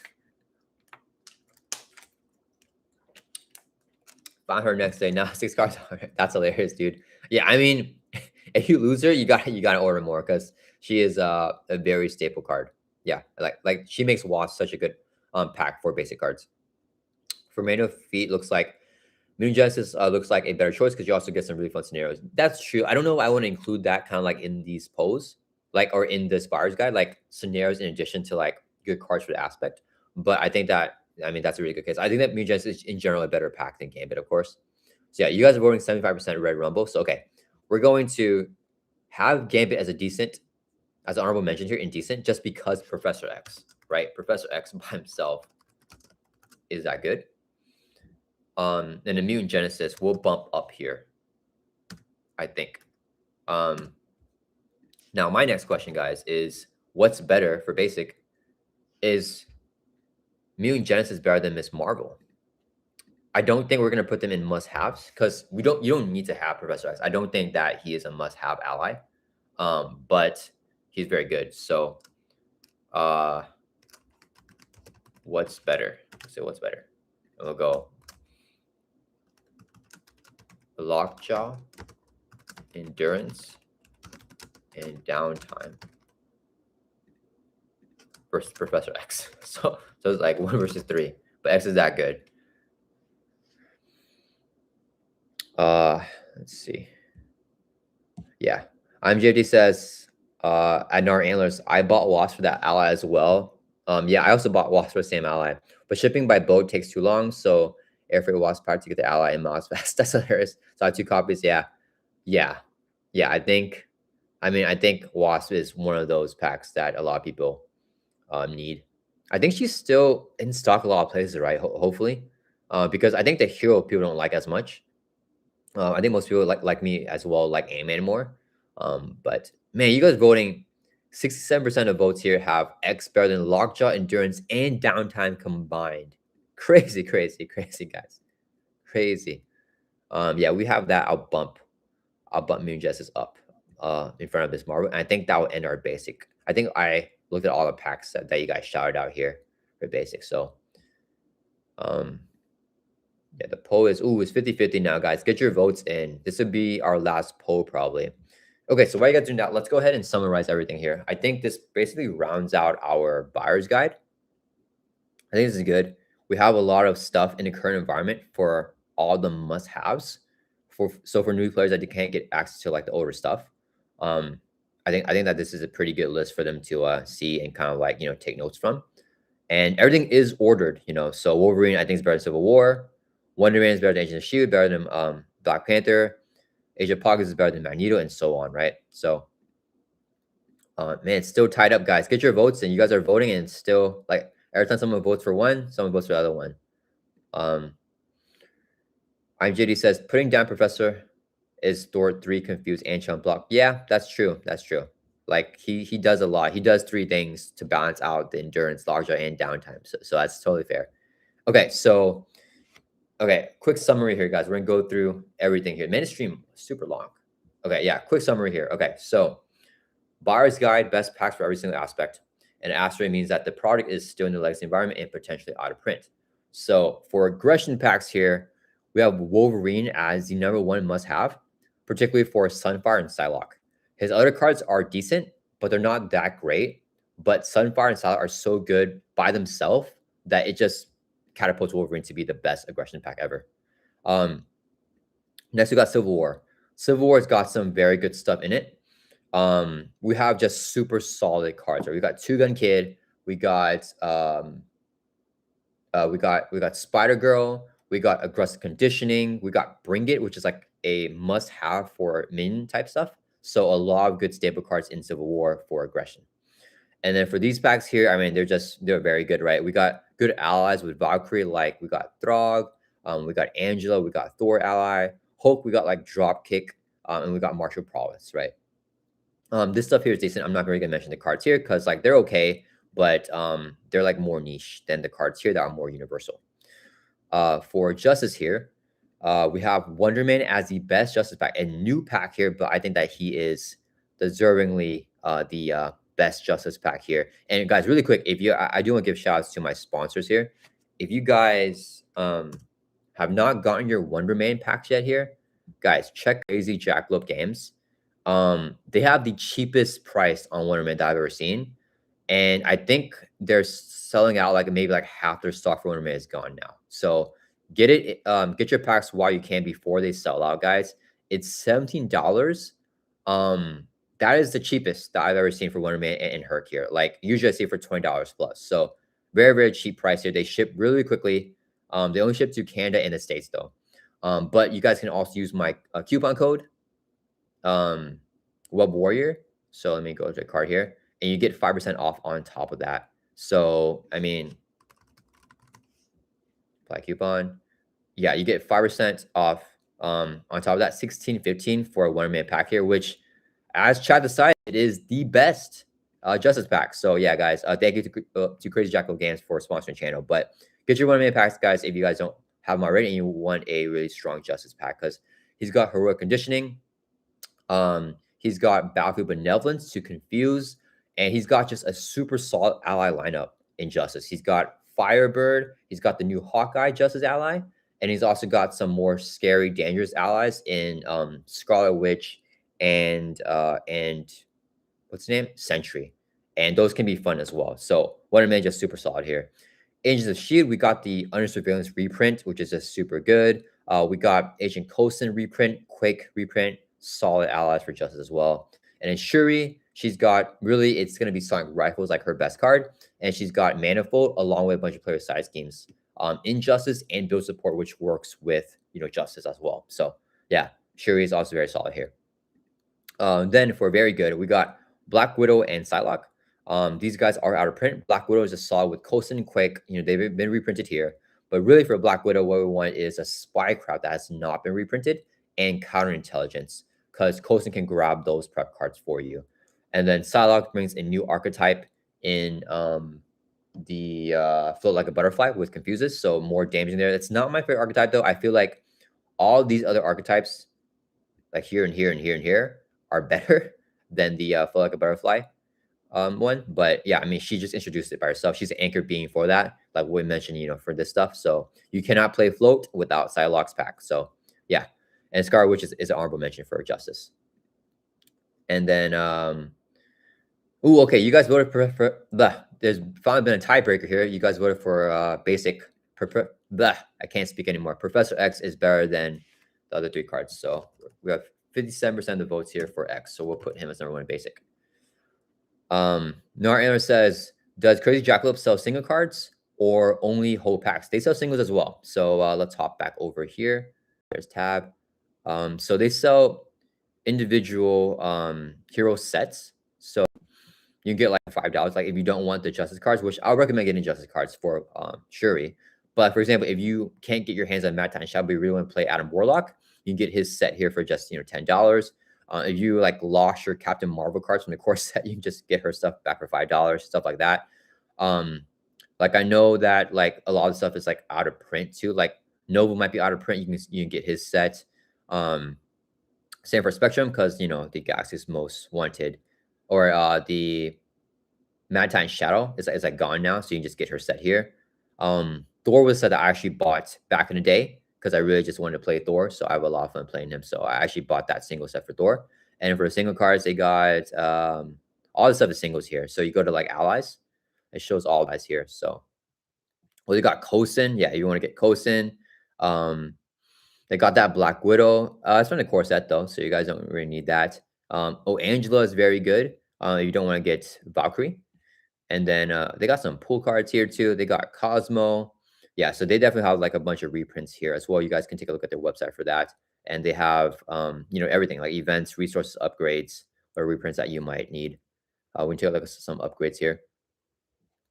Oh yeah, so they have the aggressive condition if you don't want to buy Civil War for this card and you just want one copy. And they got, they got some other stuff here. They have change of fortune from Nightcrawler, which is good. This is very good to counter intelligence. And yeah, energy shield, super duper good. But I would just recommend buying Silk. But yeah, if you guys need singles, they have a bunch of singles here as well. Okay, so we went over justice. Let's go over leadership now. Age of Apocalypse is the best for leadership. It's like almost out of print. It's still in the current environment, so we're not gonna put asterisks yet. But Age of Apocalypse, we got Suit Up. I think that's the biggest one, biggest staple. And then we have the whole sidekick and side-by-side combo. And then we also have just solid leadership allies. We have X-23 ally and Cable ally. Magneto introduces the archetype of like discarding your. No, he doesn't introduce it, but he has really good cards for discarding your allies for other effects. So that's very good. You have the Noble Sacrifice for that. And he also just has a very good leadership lineup we got what's his name? Kid Omega. And then some other really good like leadership cards as well, like those strong allies with like Cyclops and stuff. Magnetine Shao is really good for Avengers, but also non-Avengers because Kalu and White Tiger just all includes for most leadership decks anyways, and they're not locked to Avenger traded. Hercules is very good here as well. He's got Avenge Me I think that's near auto include for Avengers leadership. If you're playing Avenger hero in leadership, and your allies don't have to be Avenger, just a hero needs to be Avenger in order to play it. So that card is super duper good, and he's got Copper back, which is very good. Captain America's got some decent stuff. Mostly going to be for Avengers as well, but he has like Squirrel Girl, which is like universal and just great. And then decent here, we have Falcon for Strength Diversity. We got Ant-Man for the Ant-Man ally and some of those ally upgrades. And we have Cyclops and Storm. These guys are must-haves for X-Men leadership. So if you want to play X-Men leadership build, you need both these packs right here, Cyclops and Storm. Then for protection, let's see what the chat says here. JFD says, wow, Professor X1, I'm surprised. I think I was 50-50 on that. Definitely not shocked. Fernando Feed says, do you think Cameo is a must-have card? I don't think it's a must-have card. I think that it's a really, really nice card for more funness. In the same way that I don't think the sidekick is what makes Age of Apocalypse a must-have. I don't think Cameo also does that. Cameo and sidekick are a very good combo with each other, I think. And they're kind of in the same vein for me. But I definitely can't put Wonder Man in the leadership recommendation just for Cameo because he has Unified Strike, which is also good. Oh man, Unified Strike and Cameo, is that a good honorable mention for that? Should we? I don't know, guys. I don't know. That's tough because Unified Strike is a very good card to keep your allies in play for leadership. But it's just, it's 3 copies, but it's just 1 card. But then, so let's take a look at Wonder Man here. Should we add Wonder Man for a leadership recommendation here? I'll put it at the very bottom, though, if we do that, right? For a decent rec. But Unified Strike, when an ally uses a base power, exhaust your hero. You add your hero's matching power to the ally. So ally swings or thwarts really hard, and the ally does not take consequential damage. And if they have an ability that works off their thwart or their activation, like let's say like Captain Marvel, Spider-Woman's ally, you get to draw a card on top of that without having her take damage. So this card is super good for leadership. In addition to, of course, the card that I got to preview, Cameo. Oh, and coordinated effort for Cyclops. Yeah, I'm gonna add it. This is crazy. Okay, this is crazy because this is not a leadership pack, but I think Wonder Man has such nice stuff. He goes here in a decent pack. The very bottom here, Wonder Man for leadership for some reason. I think he's actually a good record for leadership, which is pretty crazy. Yeah. Let me see here. I want to see if I should put a bullet point here. This look better. So let me see. By the way, guys, this is what I do for bullet points. I Google up bullet point and I click on the link and I copy it and I go to wherever and I'll like put the bullet point here. I'm gonna see how that looks. Nope, doesn't look right. All right, we're gonna not put bullet points. Maybe I'll find a way to make this look better. Maybe with dashes like this. Yeah, maybe I'll add dashes here after the stream. But yeah, so those are the packs we got for leadership, and we added Wonder Man there. Yeah, good shout out there. Yeah, I think Cameo is a good shot for everyone that wants to play builds with that. And then for the summary here for protection, we have Silk as the best pack because she's got Ready for Fight. She's got Dr. Sinclair. She's got Energy Shields. There's a lot of solid, universally good protection cards. Civil War is the runner-up here. We got the, what's it called? Defensive conditioning to get hit points and build your defense. We have Brother Voodoo reprints, very good. Night Nurse reprint, very good. And then for Doctor Strange, we have the original Brother Voodoo and original Night Nurse, very good. And we got Unflappable for Strange as well. For Nightcrawler, honorable mentions here, we got Nightcrawler introduces more protection minion archetype. So if you want to play protection with a bunch of minions, that's really going to be Nightcrawler. He's kind of the anchor being for that with the Change of Fortune. And he's also got Come Get Me Bub and ways to do damage to his minions with like Powerful Punch and stuff like that. SPDR is the anchor being for a purpose. If you're playing with purpose, you need SPDR. Galaxy's Most Wanted is the anchor being for perfect defense. If you're playing perfect defense in true solo, you need this hard to ignore for that. If you're playing multiplayer, then you don't need it. But for true solo, you need the hard to ignore. Rogue, just another honorable mention here for protection. She's got, I don't remember what she's got actually. Let's take a look at Rogue stuff. What did Rogue have? Let's see here. She has, oh yeah, she has an Unflappable reprint. And then she's got some cool perfect defense stuff here with Not Today, which is a good card for perfect defense. Not great outside perfect defense though. So like she's got like good support here for perfect defense. Yeah, so that's what she does. And then we have some honorable mentions here. Sinister Motives for What Doesn't Kill Me. Miss Marvel, some stuff, a lot of her stuff has been reprinted, like her energy bears and stuff like that. And then Drax for the leading blow. And then for basic cards here, we have Wasp and Iceman as the two best packs. For basic, they're must-haves because they have the power in all of us. So those are the only packs that have that. So you need to get either one of these if you're playing a basic heavy deck. Next Evolution is a shockingly really good must-have box for basic cards. For player size games, for Digging Deeps and White Fox, but also it just has good basic cards as well that I forgot. So let me take a look at that really quick. What else we got? We got, oh yeah, the Deadpool ally is just super good, strong basic ally. We got Sidearm, very good basic card to give any allies. Domino's got some stuff here. Yeah, Sharpshooter too for the ranged cards. Yeah, and of course we got Super Power Train, the only copy of it in the game, and Build Support, which has been reprinted. So Next Evolution is also a must-have, as voted by chat. JFD says Camos is more fun for fun combos. JD says you can paste it using Control Shift V, I think. So format stays the same. Oh, okay. Control Shift V. Control Shift. Oh, I have a Mac. So we're using a MacBook Air right now to do a stream and everything. So I'm not sure how it is on Mac actually. But yeah, I think that's more for Windows, right? And then to round out here, we have very good here for basic. So basic does not have a lot of packs that are like good buys for it, but we had Moon Genesis here really just for Professor X. He's just super duper good, and Ready to Rumble is a decent basic card as well. But Professor X is kind of like that card here for basic, but he's not a must-have. You don't need him, but he's just a very good basic card. And then Miss Marvel has Downtime. She's got Endurance, and she's got Lockjaw as just some solid basic cards as well. And then in the decent, we just have Gambit here as a reprint here for Professor X. And you can't get Immune Justice, but you can get Gambit, and you want Professor X, he is the pack to get for that. And yeah, all right, guys, that is going to round out the live stream here. That was a long one. We are nearing 3 hours on this. Okay, we got to cut the time down on these guys. I don't like how long these are getting, but maybe I'm talking too much. But yeah, okay, I hope you guys all enjoyed this live stream. Thank you so much, everybody, for joining. I appreciate you guys so much. It was tons of fun chatting with you guys. Sorry I can't speak anymore. Drink some more water. But yeah, hope you guys enjoyed this borrower's guide with me here. Thank you for all y'all's input.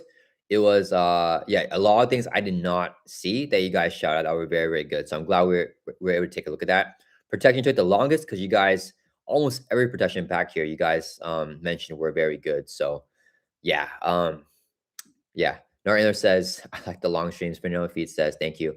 Yeah. So I like to listen to like long streams too, but it's tougher actually doing them because of the talking. I wish if I could just type the whole time and just shout you guys, I think that would be easier for me. But I just can't talk for that long, I think. But I think I'm maybe getting better, hopefully. I don't know. I feel like I stuttered a lot and like jumbled my words a lot as usual. So hopefully that's getting a little bit better for you guys. But no, and says great stream, excellent topic. Thank you. Yeah, hope this is useful for new players too. I'm probably gonna make a video on this maybe soon, maybe like next week or like next month or something like that. Having a more concise buyer's guide here, just like kind of summarizing everything that we have here. But this is like kind of like us actually doing the work to create the buyer's guide. And yeah, a lot of good points that you guys made here. So I'm yeah, like I definitely would not have this list, this exact same list if I were doing it by myself, because a lot of things I did not see. So huge shout out to you guys for all the good points here of which packs had good cards. And sometimes I was like tied up on, and you guys helped me vote to like determine which one's better. So yeah.